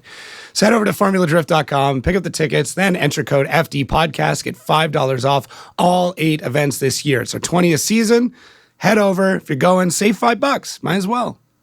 Yeah, I mean, like off the fight, let's get into the full lock drift stuff, because I think that's really neat too what you're doing. You just put out a post, and obviously I've got some involvement with that. I didn't realize like what you were doing when you asked me to help you out with that. I didn't either. I didn't. I didn't know what I was doing. I just like I was in the truck on the way back from Long Beach, and all that whole thing was a 1-day thing. I had the idea, I called some people, I executed it, and then it took me longer to make that video in one take than it did to like get all these people on board. But I was just no. I was like, dude, how... It took a while to figure out, even at the most base level, kind of how sponsorships work. And it's more, and, you know, besides just putting a sticker on a car and getting free stuff and thinking, oh, wow, you know, that's race car stuff now. And I don't know. I just wanted a way to just like give you a sponsor as a prize, like, you know, or your first sponsor moving into FD, just give you a little bit of knowledge. And I was like, how can I do that with the limited bit of knowledge that I have? Because I'm still learning how this stuff works. I have no idea how, like, Papadakis, like, I don't know how they make that kind of money. That's years of relationships, right? Like, yeah, I get that he has the knowledge to do these kinds of things, but like working your way into those situations and stuff is such a huge, crazy thing. Like, that's so impressive, I feel like. But it used to scare me in Pro-Am, even calling up companies to like ask for products or to ask to do, you know, like a project together or anything. Yeah. And it took a while to just realize that all the people on the other end of the phone are just like homies talking like this, and you can just call them. And as long as you have like a well laid out plan, like it's not intimidating. And but yeah, I just had that weird thought, and I wanted to wrap it all up into one package. And so I called you, and I called Koenig, and then later that day I called Daily Driver Media. Yep. And I was like, this is cool. We can all team up, and we can just do one little sponsorship project together for the winter. So like, and doing it with them to show them kind of generally how it works. Yeah. And I think to like, I guess explain to people who didn't see the video, if you get a chance, go take a look at it. But like, essentially it's like, was it first place or like top 3? I can't remember. Yeah, so it's just first place. We're giving away one guaranteed license. So it's a guaranteed spot in the 2024 series, or the 2024 year. So there's no waiting lines or approval process or anything. It's just a guaranteed spot. And then it starts with you. The first project that they're going to have is a 1-hour session with you, and you're going to give them your whole rundown on kind of what I just mentioned, the whole basics of sponsorship opportunities and how to build projects, or, you know, how to come up with creative ideas and how to execute on those. And then after that, Koenig, because Koenig, they get all kinds of sponsorship like applications all the time, and I noticed online that Scott is always doing little tidbits to help you build really better packages and stuff. So they want more professional applications coming in anyway. So it's a win for them. So it's like, hey, you're going to get all these people who don't maybe quite know what to do for this. So here's one that we're teaching how to do. Will you guys work with these guys? And they were like, yeah, absolutely. You want to bring us a driver who's going to, you know, help promote coaching. Us like in FD, exactly. Like, yeah, it's a no-brainer. So they were on board. And then Daily Driver Media, they loved that they could give back to it. So they're going to cover your first event in 2024, all your video coverage. It's going to be a couple reels, some raw footage. He's going to coordinate with some photographers to get you some photos, put that all in a nice Dropbox for you. So that's part of the package that you'll give back to Koenig is all your weekend content. Mm-hmm. And so everybody wins. I was like, it's not often you can come up with these cool little projects where literally everybody wins. Daily Driver Media gets a new potential customer for the rest of the year. The driver gets to be prepared moving up into ProSpec. Obviously, they're prepared on a driving level because they won first place, but there's so much more to it. FD wants drivers coming in who, you know, understand how things work a little bit and can take care of themselves, so they don't have to go back to FD and like complain for more prize money. You know, it gives it longevity too, right? Like that was kind of how I got into that. Was like I was, what I do for a living is marketing for automotive brands. So it's like I was tired of dealing with really bad sponsorship proposals where I'm like, I know you're an incredible driver and I know you could do a lot for this brand, but I can't go to a brand and hand them this piece of paper and say this is a good idea because it looks terrible and the information's wrong. And like, I got so frustrated with that. I think like that was, I would have come up with that bad sponsorship proposal and I just wouldn't have sent it out because I realized how bad it was. And that's a intimidating thing. And like, I don't want new drivers to have to struggle with that too. It's already such a overwhelming thing coming into FD, and you don't even realize where you have to drop the tires off to go get your tires changed. You don't know what the order form looks like for ordering tires. You don't learn about the deadline for ordering tires until the deadline of ordering tires. They're better at that than but you still saying, but like that, those are all the things within professional driving that like you don't get taught. You're just expected to know, along with sponsorship and marketing it's almost like what's taught or what drivers are expecting is all on track stuff. And that's the easiest part. And that's why you guys are all here, because you know how to do on-track stuff. But there's a whole there's a whole world of how to not piss Andy Luck off. So there should be a class moving into Pro 2 or Pro Spec of just how not to piss off Andy. So like there's so much other stuff that you need to be prepared for. And the quicker you get that stuff settled and the quicker you're prepared in every other aspect, coordinating when your team lunch is, like on practice days, like that's difficult. Just getting food to the track. So you got to get all that stuff handled, so then you can go back and be like, okay, now I can drive. Now I can do what I came here to do. Now I can do what I know how to do. And I've always thought that like, if you're going to drive an FD, you should work for a team for like bare minimum of 1 round, like absolute bare minimum. If you could do a full season, that would be perfect. But like 2, 3, 4 rounds would be even better. But yeah, there's all of this stuff that like even weird little stuff like getting to the track early enough to get in your suit and go to a driver's meeting. Right. Because, and then you're out of that driver's meeting, you're immediately into the car. Like there's no, and then, if your team's not ready to have that thing, trans and diff warmed up, waiting in line, heading to hot pits, how do you stage a hot pit correctly so you have the parts that you could actually need? Because if you have a 5-minute timeout, you can't wheel half your shit back to main pits. For real. Just or having your spare parts already with the same alignment that your car has. So you're not having to align your car if you blow a control arm. It's like, we just unbolt this, bolt everything back up, and we're done. It's all that stuff that ruins good drivers because they don't know. Right. It just takes up all the bandwidth you have for the weekend. You can only have so much energy to get you through, and they're long weekends, dude. Especially the ones that we're doing with Pro and Pro Spec, because Casey helps on my pro team before he hops in the car as a Pro Spec driver, and I help him, before I hop in the car, and it is a lot. You are drained at the end of the day. Like Utah, we started before the sun was up. We started at 6 o'clock a.m. We were on grid or something like that. And then there was like a 10:30 p.m. drivers meeting that night.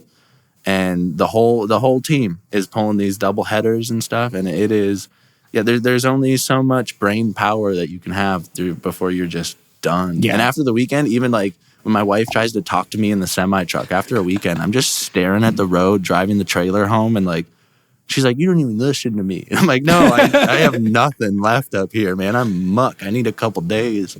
It's rough. I mean, obviously I'm not a driver. Like I've thankfully been in FD in a couple different spots now, and it's like even you're still part of the circus. You still get it. The travel days, the hot, the parking lot, the shitty food. Yeah.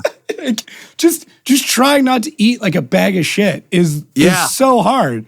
I know. And especially with Frito pies at every food truck, dude, I'm so tempted. Dude, I came back, I think, I was gone for 2 weeks because I had to go to South Carolina for a week for a work thing and then to Long Beach right after. And I was probably up like 12 pounds over 2 weeks. Yeah. Because I'm like, I eat fairly healthy. I stick with like a pretty like keto, high protein diet. Like, that's how I feel the best. Argue about that all you want in the comments, but like that's what I've enjoyed. That's how I know I can control my eating. But goddamn, I get on the road and I'm just like, Chick-fil-A, and like especially because a lot of these like fast foods are not around for me. I work from home. I work in the office, right? So I'm like, I can have U.S. Taco Bell. I can go to Whataburger in Texas. I can go like it's gas rough. Stations. It's hard. When I find a truck stop that has like turkey legs and meatloaf and like some good, like, dude, Southern truck stops sometimes will have some some of those little buffet things in there. I will mow down on some of those. But no, I find that's another part of the universe is locking down converting your personal habits at home to work on the road. Yeah. And I have an appreciation for people still like Adam LZ. I'm mostly impressed with how damn clear his skin is all the time. But are you kidding me, dude? Like, I mean, maybe he does fly in and stuff, so he's not like 3 days of truck stop food going into it and 3 days of.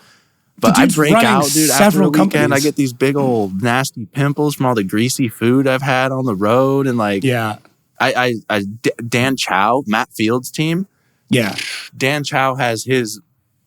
Like, I'm more impressed with their food setup in the pit than I am with like their new big trailer and awning, dude. Dan Chow has it down. He's got fryers and grills and a little griddle over here. Yeah. And he's got like a prep station. He's got hibachi going. Yeah. Dude, he's whipping up homemade. Yeah. It's like Thanksgiving good. After an event. Yeah. But I brought the Blackstone last year.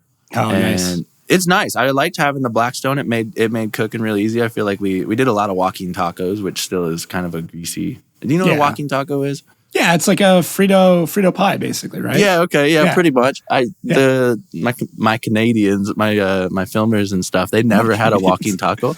It's definitely a U.S. thing. What is this? A walking taco? They're like, they lost their mind, dude. They went back to Quebec and they were like. Yeah. Telling all their friends about it, and they were trying to make versions of it, and like. Have they made you a proper poutine yet? Dude, I don't know. See, from Minnesota, I always thought poutine was French fries, gravy, like cheese curds on there, a little bit of stuff, and they said they've never heard of gravy on poutine. They didn't even know what gravy was. They were like, "You mean like gray sauce?" So it's like a particular type of quote unquote gravy that you make poutine with. Like you can make non-Quebec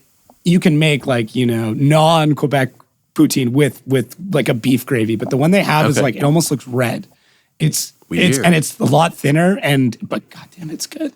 It's so I guess I've never had a real poutine. I've had some Americanized Minnesota poutine.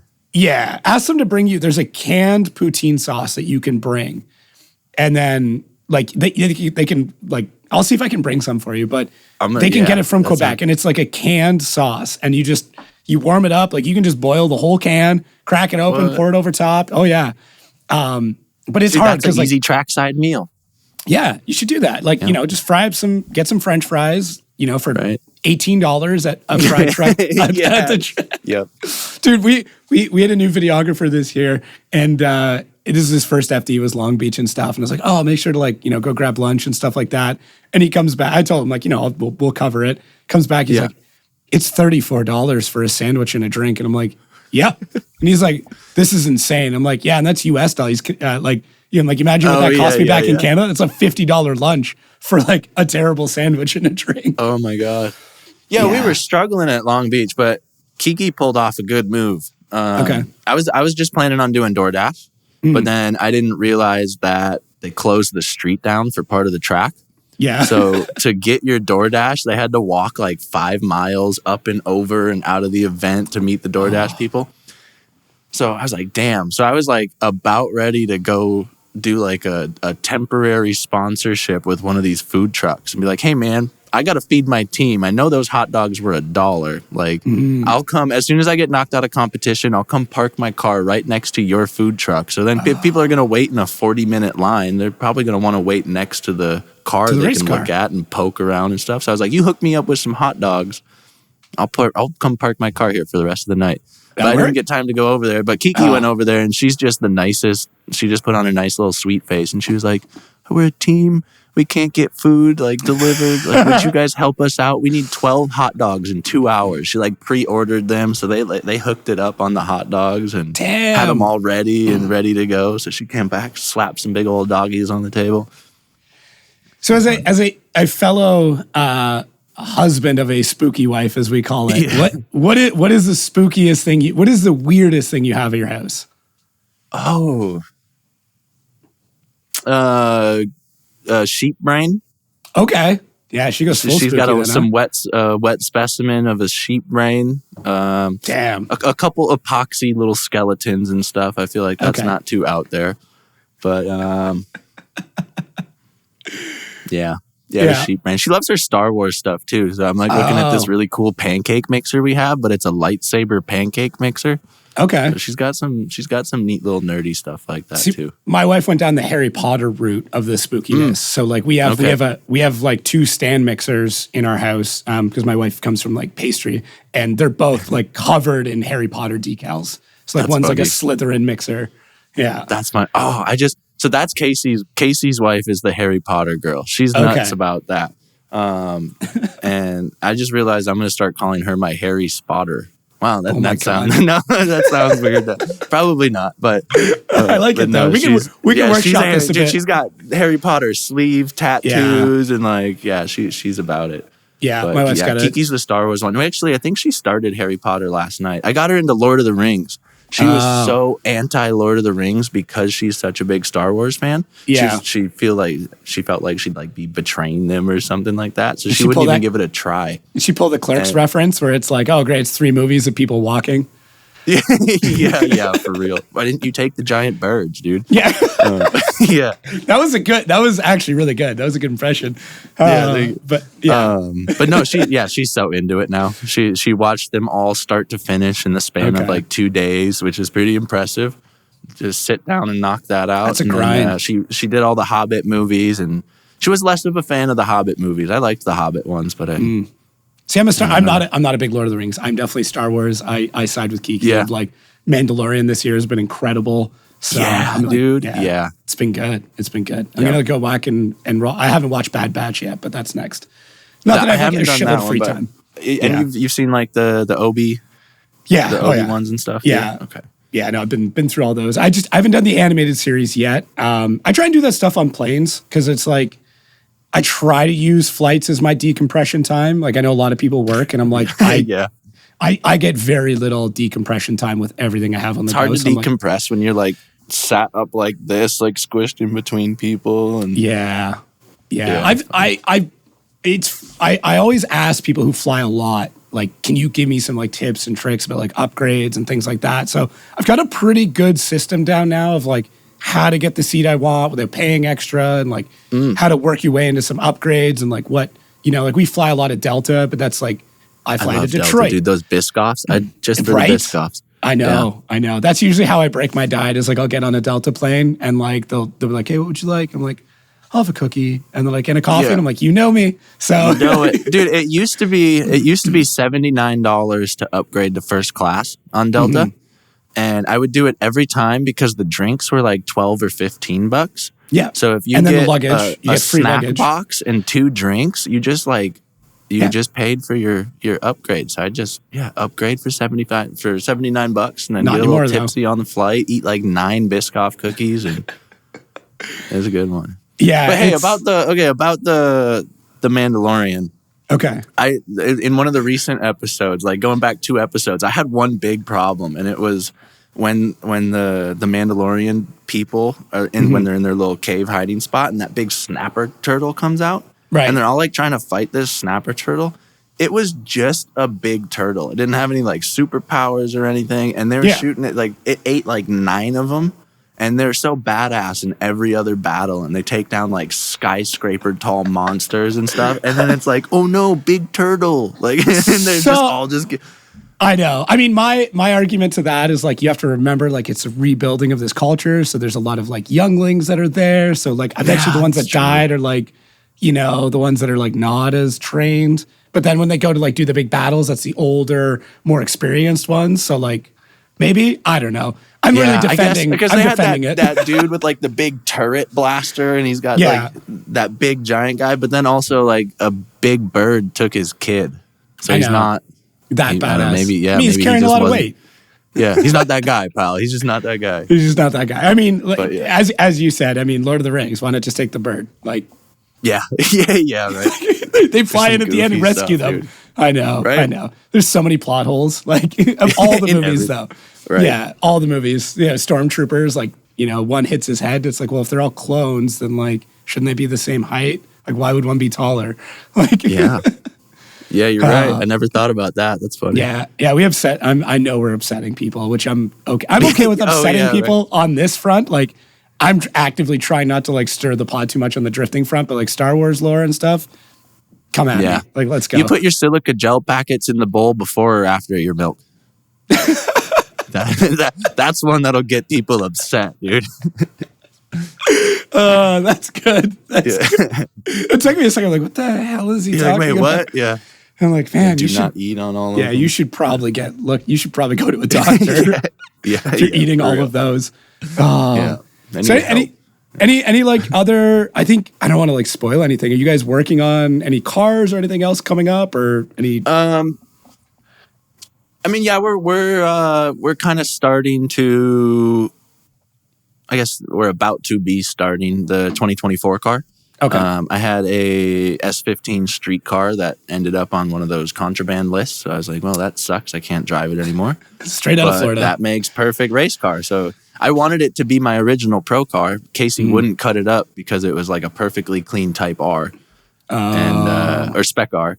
Spec R, yeah. So now there's no other option. So we're about to be cutting that thing up. We're doing a bunch of cool stuff with ECU Masters. So that thing's going to be fully decked out in ECU Master stuff. Damn. No, that's really about it. We were going to do Super Drift, but I wanted to get back and I put the hurt on the car a little bit. So I wanted to get it fully dialed for Atlanta. I feel like I had a good mindset change after getting that one more time with Dean. And I was like, okay, well, shit, maybe I should, not take this more seriously because I drive poorly when I take it too seriously, but I need to change my mindset in a little bit that like I could stay up here in the top 10 of points running this year. So I want to get the car back here, get it dialed, do a little bit of testing on the 285 and bring nitrous back in for Atlanta. We kept it off the car just to save some weight on the 255 for Long Beach. Oh, but, that's a good call. Get Casey's car ready for Pro Spec, do some stuff like that, and enjoy a little bit of somewhat time off in the middle of two events, which is neat to have. Yeah, it's going to be, what is it? It's like Atlanta a week off and then Florida right after.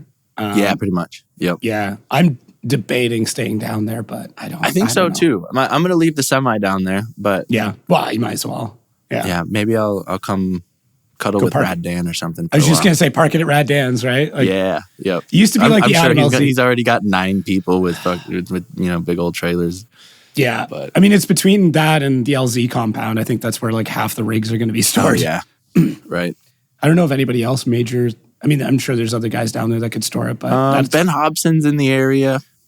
Yeah, Dustin Miles is down there. Right, he's going back quite a to few guys too. Hey, if you guys are watching, I need a place for the trailer. I think Rad Dan already told Casey we were cool to park it down there, but I also need a place to park me. If anyone wants to hang out for a week or two, let me know. I know a couple of guys are sticking around. I think a couple of the international guys are sticking around. Sick. Yeah, that's what I'm kind of like. And the hard part for me is like I still have work to do. Like I have so many meetings and I hate taking them on the road. As weird as that sounds, I like my big setup with all my TVs and stuff. And then everything's nice and easy from home base. Yeah, and then I like get to a hotel room and like flip up my little laptop and I got one screen. And I'm like instantly frustrated. That's funny. Yeah. I like being on the road, but like there is no place like home. That's for sure. Right. Where are you based out of? So I live in Windsor, Ontario, Canada. So I live like I can see Detroit from my house. Like that's how close. Okay. Yeah, like I'm right on the border.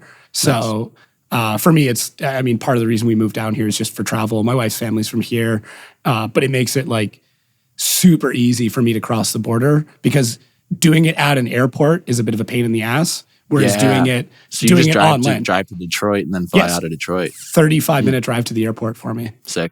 Yeah, and then I get all like the Canadian benefits of like all my healthcare is free, and then like I pay like once a year I pay like $180, and then all of my healthcare transfers to the States.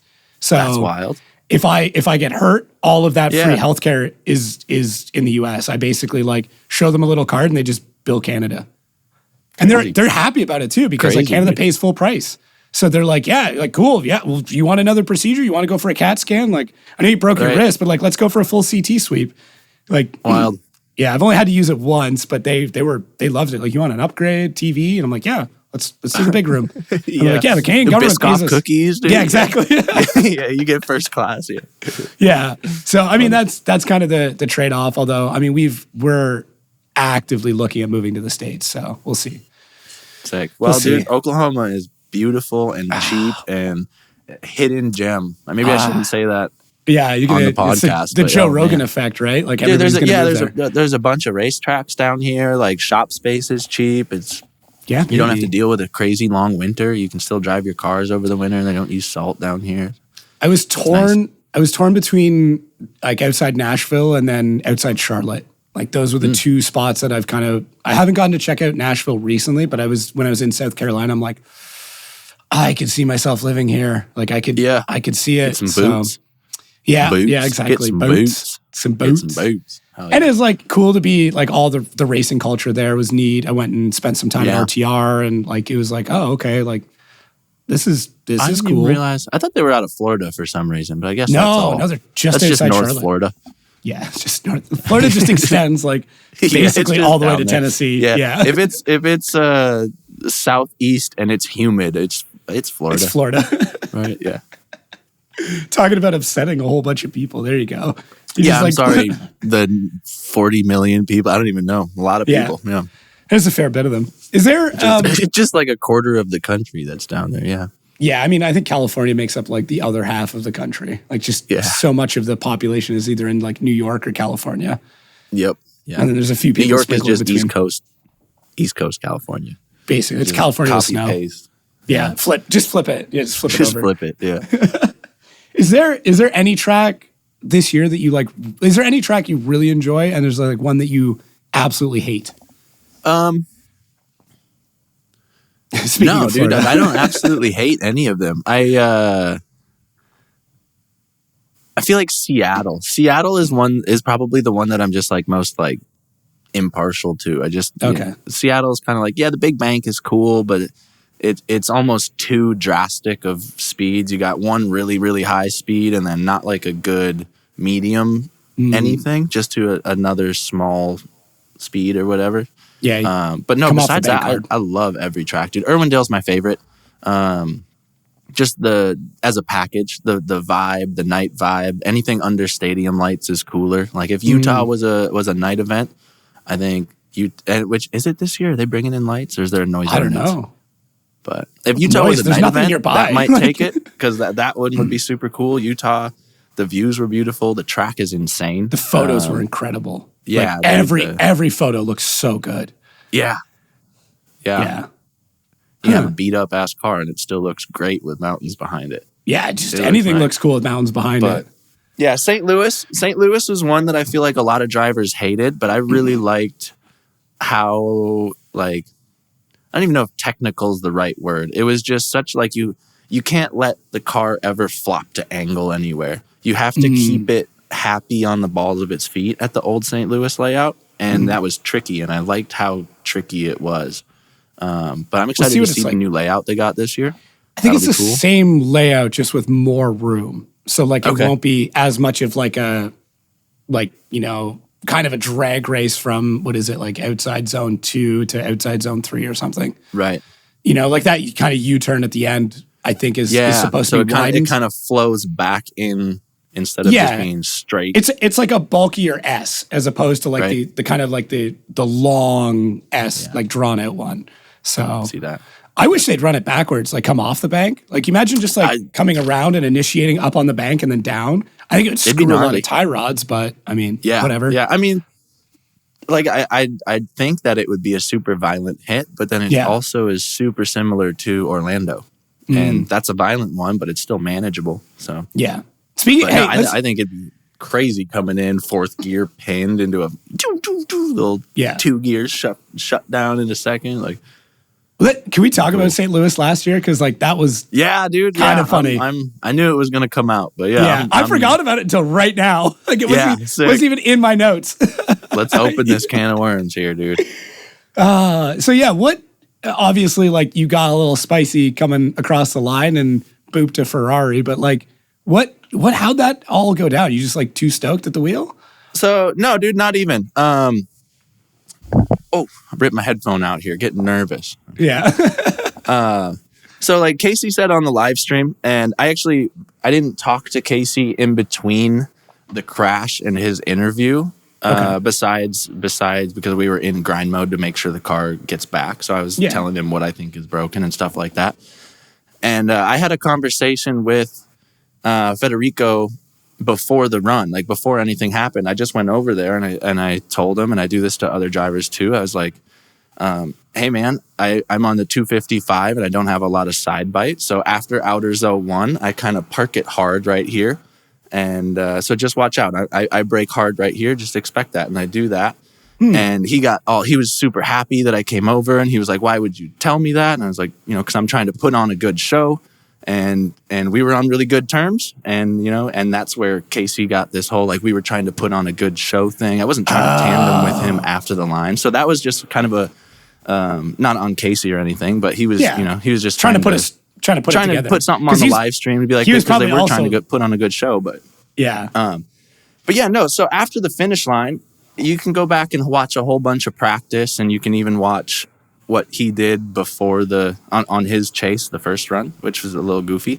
But it's just kind of a gentleman's rule, I feel like, as a lead driver, to stay on throttle and stay outside of the turn as long as you can, because no one wants to get hit. You want to give the chase driver as much room as they can to shut down. Right. And him and I were actually in the same spot, or about the same spot, in the chases. And you can use the concrete camera barricade as like a reference or whatever. But we were both in somewhat the same spot. Because you finish wide, and you have to push that wall or whatever, and then you have to stay wide because the turnaround cone is in the middle of the track. So you have to be high to turn around that turnaround cone. So I stayed high, and he came through, and nothing happened. And then I stayed where I had been staying in all of practice, and I just kind of stay on throttle through there. And he came down the bank and got on the brakes, which he's also he can shut down however he wants to do. Yeah. And it is my job to avoid it. But I was just kind of expecting more of a drawn out. It was 800 feet. It was like 800 feet to the turnaround cone. So why you would need to apply brakes, come back down to the midline to then speed back up, go high to turn around this cone, I wasn't expecting it. So I totally did. I smoked him. I didn't mean to. I didn't hit him on purpose. I think it was a little bit of both, of me pushing too aggressive and him maybe being a little just coming on the brakes, just letting off hard. But I don't know, that whole battle. There's a couple things in that battle that I didn't agree with as well, but there was like a weird spin at the line too call, I think, that if I remember correctly. I'm trying to the first battle back. It was I transitioned way early and came up short while he made it to the outside zone, but I was transitioning based off of watching his car start to transition. So we both started, and then I think that Ferrari looks like it has a ton of grip, but so he kind of gripped up, drove straight, and then reinitiated into the last zone when I just transitioned on what I thought was transition timing. So he drove kind of away, and that left me super shallow. And I think that's part of why I stayed on throttle, because you do want to have, your impact through the line still, whether it's conscious or not, that still puts, a check mark on the end of the run if you're aggressive through the line. Not after the line, but through the line still kind of shows. But there was that. And then because of the contact going out the one more time or whatever, when I went to full lock in Outerzone 1, my tire was just rubbing on the frame rail. So it kind of acted as a left foot brake and just pivoted me around. But happens. He was very upset, understandably. I mean, you can, also kind of not. I mean, it's drifting. Like, you get banged up, and I guess that attitude is more for in between the start line and the finish line. But I think damn close to the finish line. You could definitely see both sides of it. Like, I could see, be like, dude, it was over. Like, what, why? But you could also just be like, dude, like, we all come out here expecting to wreck our cars at any moment. So it's like, I think there's an argument either way. And like, Yeah. from your side too, I think there's an argument on both sides where it's like, Yeah, if you don't want to get hit, dude, don't do all you can to give that chase driver room to shut down. You don't know what they're doing. You don't know because you're not looking behind you. You're not looking in your mirrors. You don't know if they're pushing. You don't know if they're on you. You don't know if they're 50 feet back. So, I mean, just and Pro-Am guys or grassroots guys do that too. At the end of the run, you don't ever slam on the brakes and stay with the turn as far as you can. Give people room to shut down.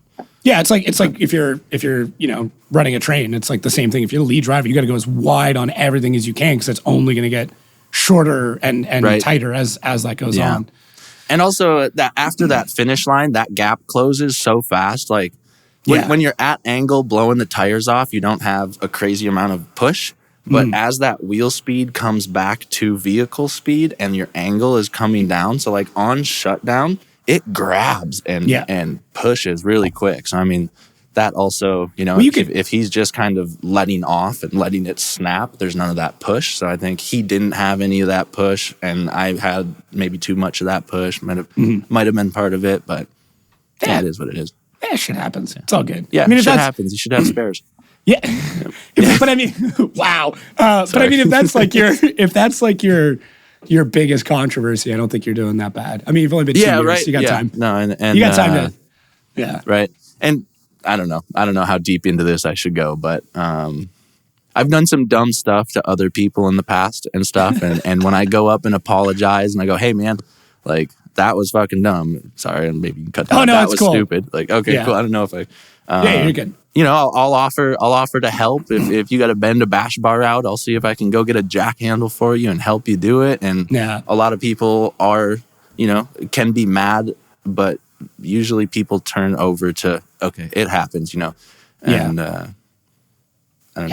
Everyone does dumb stuff. He's gonna do, or anyone is going to do dumb stuff. So it doesn't make sense to get mad when you're on the receiving end.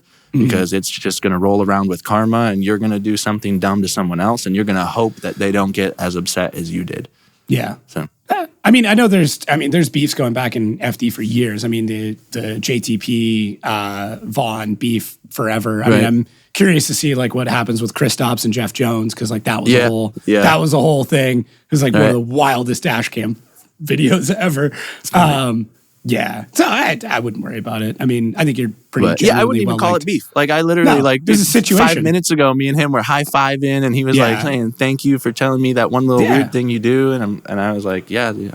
I came back over to the pit after the talking to him before the crash, and I was like, "Oh, that guy's the nicest guy in the world." It was the first time I'd actually had like a real conversation with him.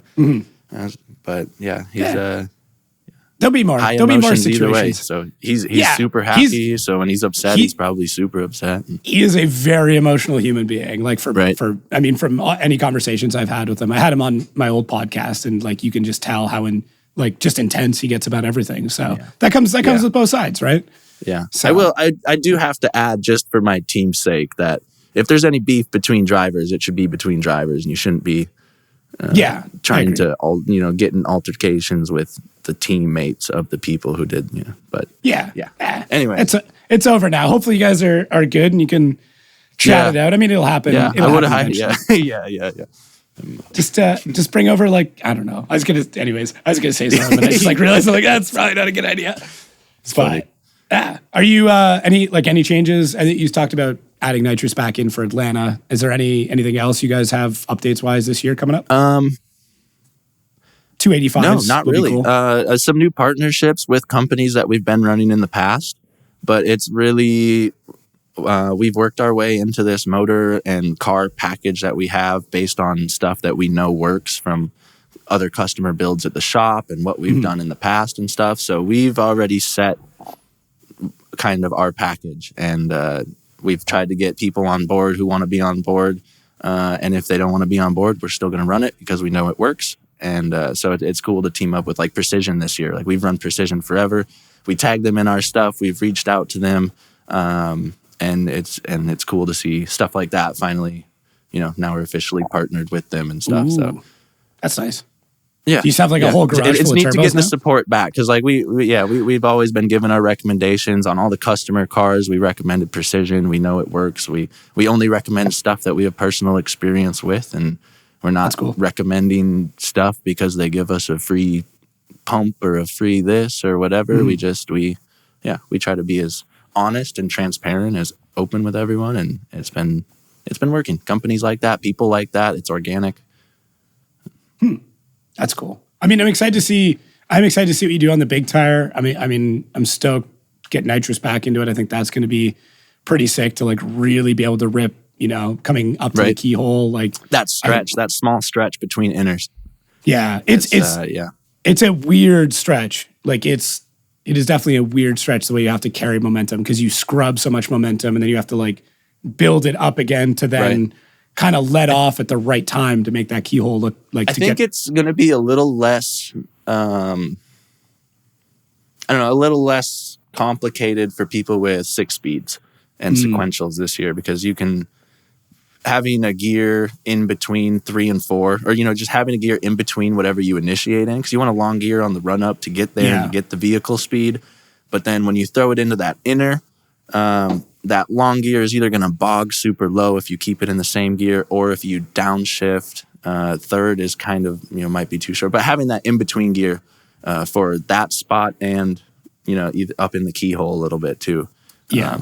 And if you're on sequential, just to be able to bang through them quicker. Right? Yeah, right. Just to be like, doo, and then be able to keep. Are you running a sequential now or a dog box? Or? No, we're 4-speed. We use the G-Force dog box. Gotcha. But yeah, and it's so I'm planning on hopefully bringing the nitrous back just to be able to use fourth through that inner. So then you can initiate in fourth, push through in fourth, up the hill, and then grab third as you throw the angle around. And then do the rest in third, maybe back. I don't know. But we've been playing around in the sim quite a bit with it, and there's a couple different options that are some are faster, some are smoother, some are look better, but then are a little more of a gamble with getting it down into low RPMs and it gripping up or doing something weird. Yeah. Yeah. That's a really like that. That definitely goes into some pretty technical territory. It's like, okay, what's our gearing? And then what can we pull with that? And then what's the RPM, right? Like how much could we top it out? If we are in third, are we going to be like redline the whole time? Or, if we drop into fourth, are we going to be bogged way down? But nitrous, that's a lot of variables. It's such a fun balance to play, dude. Like it's such a fun game, balancing all that. Well, what works, what's fastest, what eliminates shifts just for a chance of a miss shift, or like you shift and just don't clutch kick right. And like, so you're trying to balance this this competitive edge with this consistent ease, and I don't know, I get a kick out of it, dude. I really enjoy it. Yeah, and I think just being able to test all that on the sim too, so you can kind of come into it and be like, okay, this is what I'm thinking. And I'm sure Casey's got his own set of like, no, this is what we're gonna do. Like, I've done the math.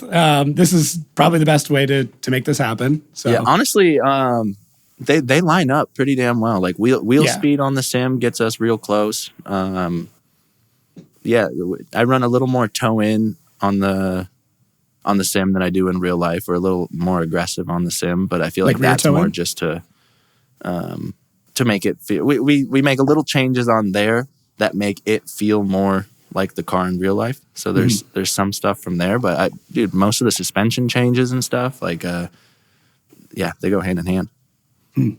It's good. I'm curious if there's like any guys that are at like a high level that don't sim drift.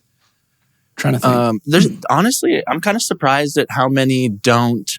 Like they're not super deep into it. Like there's a lot of the top guys who have a sim and they hop on every once in a while and like they'll get some sim laps here or there. But then like Brandon Sorensen, I don't play with him super often, but I know him and Valters are always.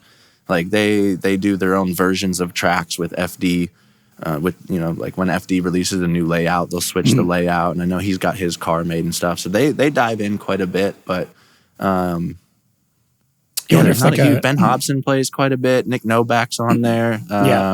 Josh and Robert hop on in our Discord. But yeah, me and Casey, we grind laps out. I mean, it shows an unhealthy amount. Yeah. Maybe me. Casey's too busy in the shop, but I'm grinding out an unhealthy amount of sim laps. I mean, there's like worse things you could be doing, that's for sure. Yeah, right. I mean, I could just be TikToking or something. Could be. Are you on TikTok? Yeah. That's how I know about you. That's how I first met you. Oh, I think I followed ZZX Digital first, and That's I funny. started commenting and stuff. And I was like, oh, this is cool.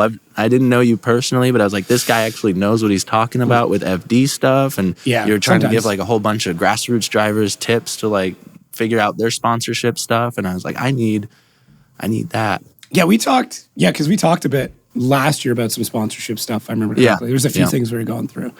Yeah. Yeah, that's interesting. I don't. Which it's crazy. That's another whole crazy world. You talk about the all the different aspects of things you have to learn around FD.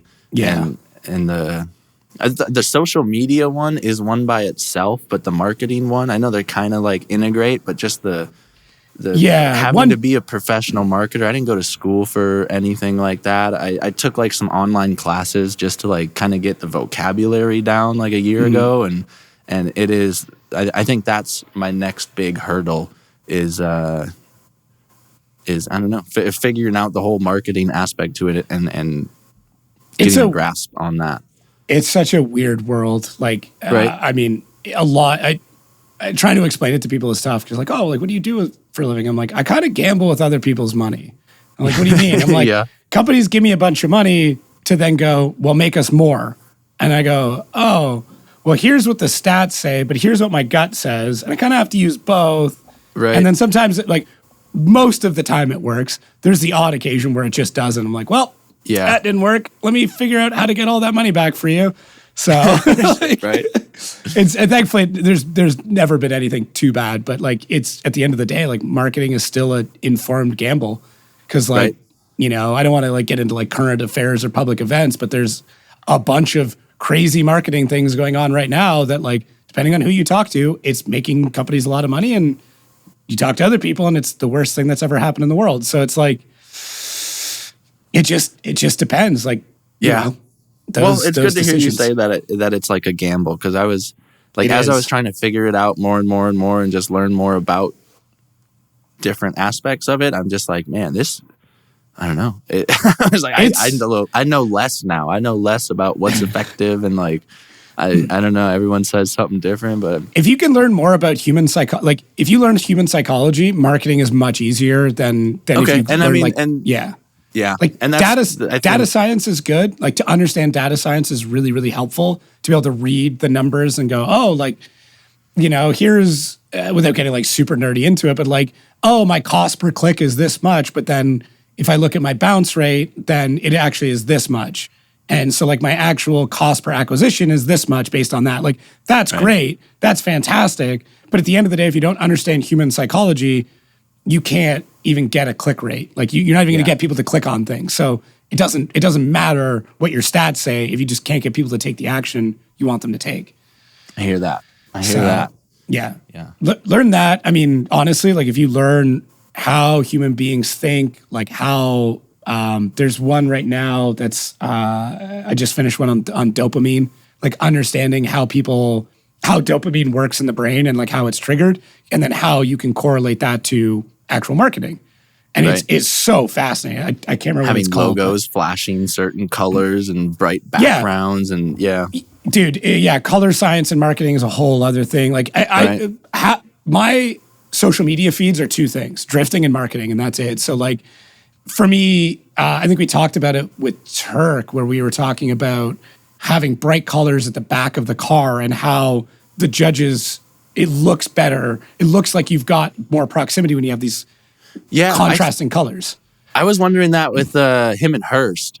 When Hurst was following him, I couldn't pay attention to his car because he was just that raw exposed dog bone, and especially up against that yellow, he would blend in with the asphalt. He'd blend in with certain tones of the smoke. Yeah, and I was like, damn, that literally like you can win a battle almost based on color. If it was an equal battle, 50-50 perfectly, and one person had a bright, more noticeable color, like. For sure. Unless they make mistakes in the rear, but then it goes the other way too. But it's the same thing with wheel color, right? Is like, a bright white wheel versus a darker wheel. Like, how does that pick up when you're trying to figure out if somebody's like pulling a handbrake? And like, that's why they added those color corrections, stripes. But you can also see when there's no corrections, and that's just as impactful, if not. Exactly. Yeah. The color makes a lot of sense. I mean, you could, I'd be curious if you like wrap the car a certain color to like spark confidence or joy, because there are colors that are correlated with confidence. Right. So, and there's colors that are, correlate with urgency, like red current, like that's urgency. Yeah. So, and then there's so much, like I could literally go on about this for so long. Yeah, I haven't even thought about that aspect of the choosing car color. That's pretty wild. Yeah, it's a whole thing. Like I haven't spent enough time to like figure out like what the perfect livery would be to have a judge trust you, but it's something I've thought about where I'm like, right. if you wanted to convey the most amount of believability in a let's say like you have an objection to a call, how could you convey your point in a way that would be the most believable to get it across? Like, Right. could you use psychology to have a protest go through? Right. You probably could. You probably could. Like there are ways of this is man, I'm gonna give up like something here that like hopefully people have like not listened this far in the podcast. So I worked as a magician for 10 years. What? Yeah, I know. That's how I helped pay my way through college. I started when I was like 13. It was almost 10 years of doing it. And there's a lot of psychology that goes into magic in the way of using distraction and getting people to like give up information. So that way it seems like you're able to predict things. Like even talking and nodding your head very subtly, people will start to agree with you because they will mirror response it is what it's called. So like if you talk and you're trying to like bluff your way through something, if you're nodding your head very subtly, you'll watch other people start nodding their heads. And that action is correlated with agreeance and people will start believing you more. Wow. Little stuff like James Dean did hit my front exactly. Or even like weird stuff like if you just like while you're talking, you point up towards your eyes, people will shift to your eyes. You can do whatever the hell you want with your hands. You could flip somebody off down here, but if you point to your eyes first, they're never going to notice it. So crazy. Yeah, like I'd be curious if you could use that on the judges. So like sorry, you guys Sean. Hear that? Like, Sean Adriana's like, oh Emily, man, you taking notes over here? But that goes into like sponsorship decks. That goes into other stuff like picking your colors for your sponsorship deck. Like, could that inform something? How does that stand out in a pile of other sponsorship decks? How does the font convey what type of feeling you're trying to get across? Are you an aggressive driver? Are you like, all that stuff, right? Like the colors you choose for your car are like interesting to me because it's like this flashy but kind of muted tone. Like it's not like I'm this wild guy. It's kind of like, no, I'm trying to be conveyed as a professional. The term MspeK comes up with something that's very technical. Like that's how I read that situation. It's very cool. That's cool that I like all the earthy tones. I like the long hair and earthy tones go together. So. Yeah, it's just my hippie colors coming out. But I do need, and we went bigger with the gold stripe last year because I was like, that was our flash of color. We used to have like 24 karat gold plated wheels. The old 7Ks were wild, but that was our flash of color. And then we just did raw dog bone.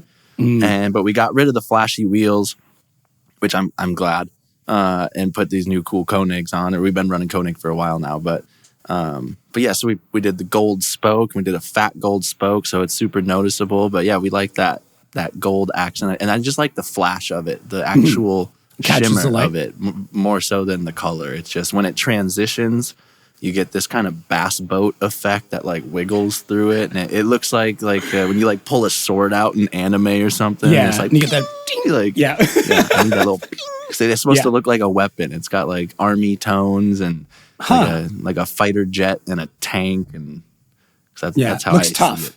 It looks dangerous, right? Yep. Yeah. We leave all the like when we screw up body panels and stuff, and we go back and patch them. Like since we run the exposed carbon, I love the look of the teared carbon like towards the end of the season because it looks like if you see a shark that doesn't have any scars, you're like that. It's a shark. It's a cute little shark. But if you see some matted up, gnarly, missing an eyeball, you're like, I don't want to touch shark that seen thing. some Like, shit. Yeah. Get me out of the water. So I love that clean, simple, aggressive looking, but with some beat up marks on it. Like, that thing's here to party. And yeah, it's built for war. Like to quote Matt Kaufman, right? Yep. Yeah. Yeah. Huh. That's cool. Yeah. I mean, I would really, I think one day I'll try and break down that. It'd be cool to. I wish I had more time to like run the stats on like what is the winningest color in FD. Like, is it yellow? Is it green? Is it red? Is it gold? Like, what color has won more battles? Yeah. Right? I mean, Osbo's car is flashy gold. With Osbo being flashy gold, and Chelsea had a bunch of gold on his car, he was like purple and gold stuff. That gold, that has something to it. Is it correlation or is it causation, gold. Right? I love gold. Yeah, Mike Myers. Hey, another Canadian. Right. Right. Yeah. Hey, I'm just saying some of the best comedians come out of Canada. Ryan Reynolds, Jim Carrey, Mike Myers. Yeah, they're all Canadian. Yeah. Something about this weird culture that makes people funny. So right. I need to get some more of that. For real. Are you into stand-up at all? A little bit, yeah. I do enjoy like a lot of comedians. I haven't been to a show in a while, but like Bert Kreischer, Tom Segura, big fan of Two Bears, One Cave. I think it's one of the funniest podcasts he's ever. all, Tom Segura is all into racing and stuff now too. I guess Seeing him partner up with Matt Farah. Car. He needs to start drifting. We gotta figure out a way to like infiltrate that and get like a drift car in front of him. So right. I think that should be our master plan. I think you just got to build him one and send it to him.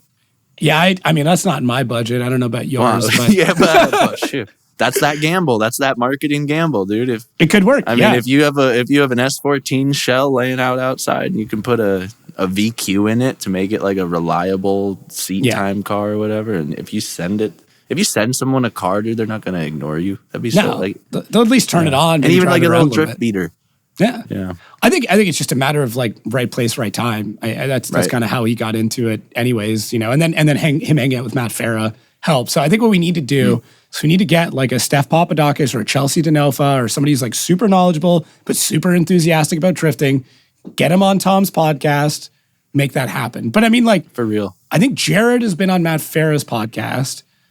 And Matt Farah has obviously been on Tom's podcast. So if we can get Jared to talk to Matt, to talk to Tom, we might be into something here. There we go. Yeah. There we go. 6 degrees of separation. I think it'd be cool to do interviews of people like if we were at Irwindale, you kind of putz around the bank and then on the run up, you ask them a question and then you time the end of your question for initiation. So they have like an open face helmet that's all mic'd up and stuff like that, but they have to answer these like whatever questions like while they're passenger in a drift car and they're all like Hot Ones. Hot Ones meets drifting, right? Exactly. Like, yeah. That distracted interview style, right? Where you're actively trying to get them. I mean, that's I can't like obviously I don't do the same thing, but like I actively try to get people off their game.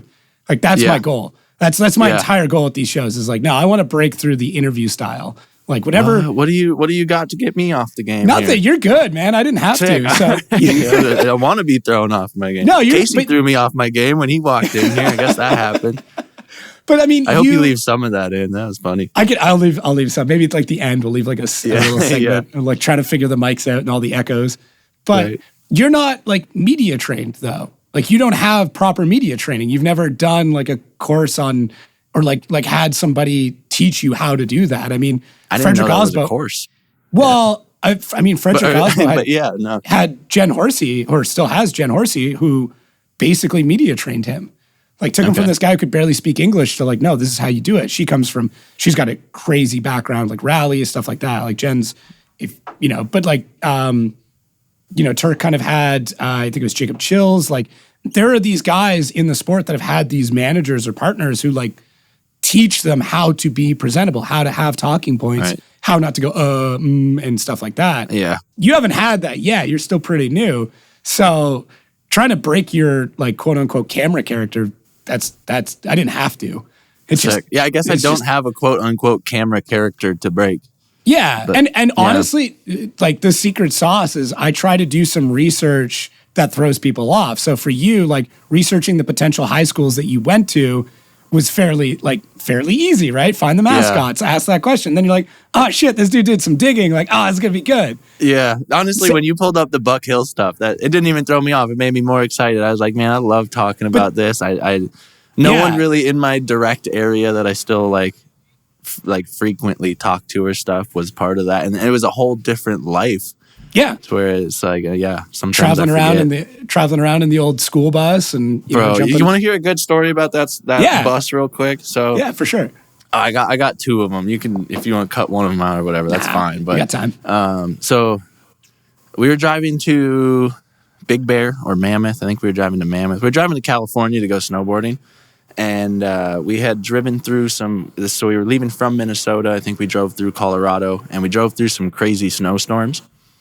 And so whatever, we drive through the snowstorms, no problem. We're in the Nevada desert, like almost to the California line.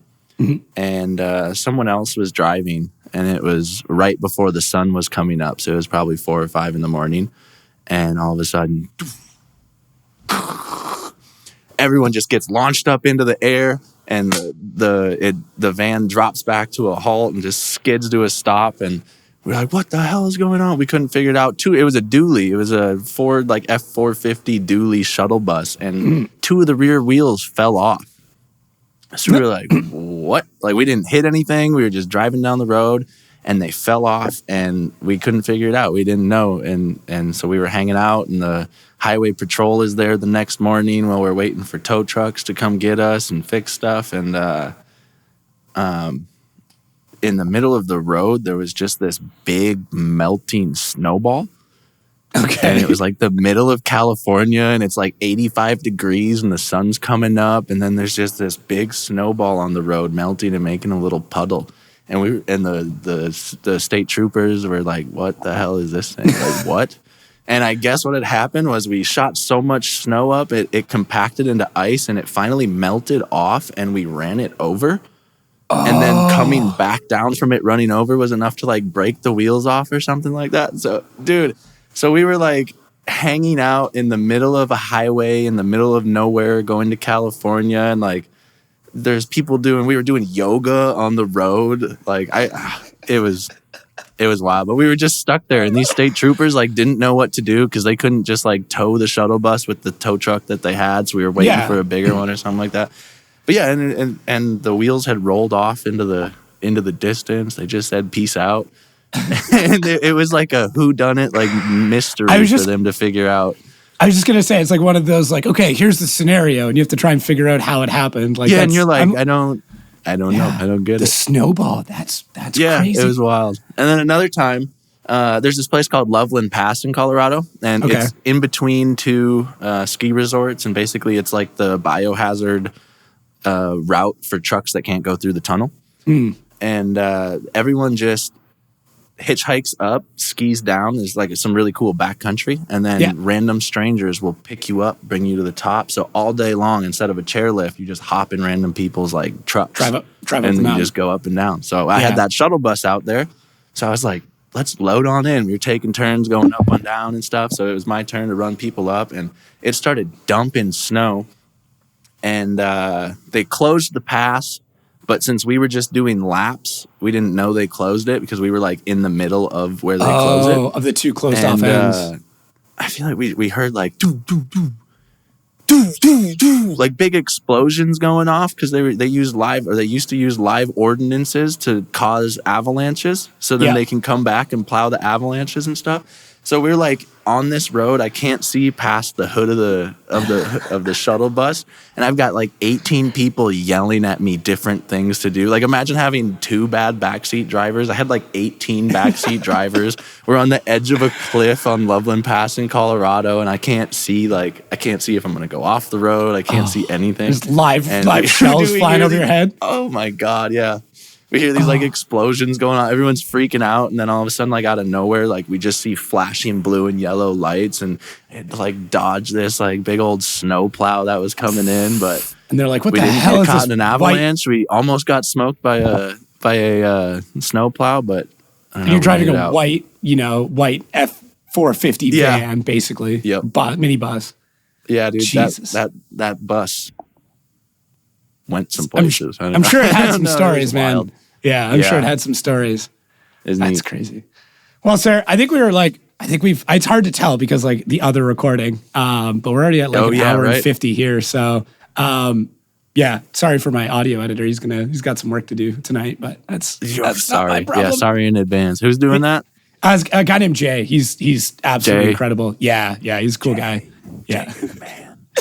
Give him some of that. Yeah, I think he's like JWAD in audio engineering systems or something. But like the dude's a wizard. We recorded the episode in Long Beach, and he mastered it like that night, and we had it up the next morning. And then they Wild. Yeah, the internet was so bad we couldn't get the video up, so we posted the video on the Wednesday. If anybody's wondering why that all got weird, It's funny. But yeah, he's an absolute wizard. But cool, man. Well, I'm glad we got to do this. I'm glad we got this all real. sorted. I'm glad I got to see enjoyed this. I'm glad I got to see your front porch. Opportunity. Yeah, is there anything you want to plug? Social media stuff? Anywhere they can find more about Stuke?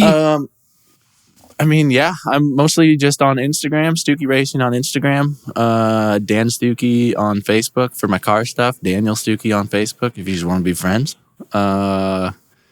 Full Lock Drift if you guys are doing Pro-Am or just want to do fun events. We're doing some really cool stuff. So Full Lock Drift for all the drifting here in Oklahoma. And no, dude, watch out. We're coming. Casey Cole's coming for ProSpec. I feel bad for a lot of people in ProSpec this year because he's going to be making some work.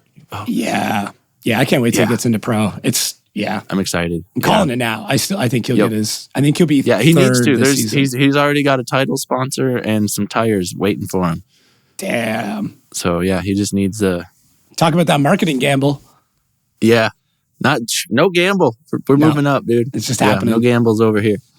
That's awesome. Well, thank you everybody for listening. Appreciate it. I think this is gonna have some fun clips. I apologize now. Depending on how this thing gets clipped out, I don't get to decide that. Yeah, whatever. Yeah, I'm sure there's going to be some good. I'm sure there's going to be some good Ferrari monster trucking. There's going to be some good clips in there. So, but yeah, thank you everybody for listening and/or watching. If you do watch it, we do have full audio available on all podcast apps. And if you're listening, check out the YouTube because you can see me talk with my hands a bunch, and you can see Dan's dog walk around in the background and Casey interrupt things. Like there's a lot of Easter eggs in this episode. So. Dude, I will see you in a couple of weeks. See you in Atlanta. Safe travels. I'll see you in a couple of weeks.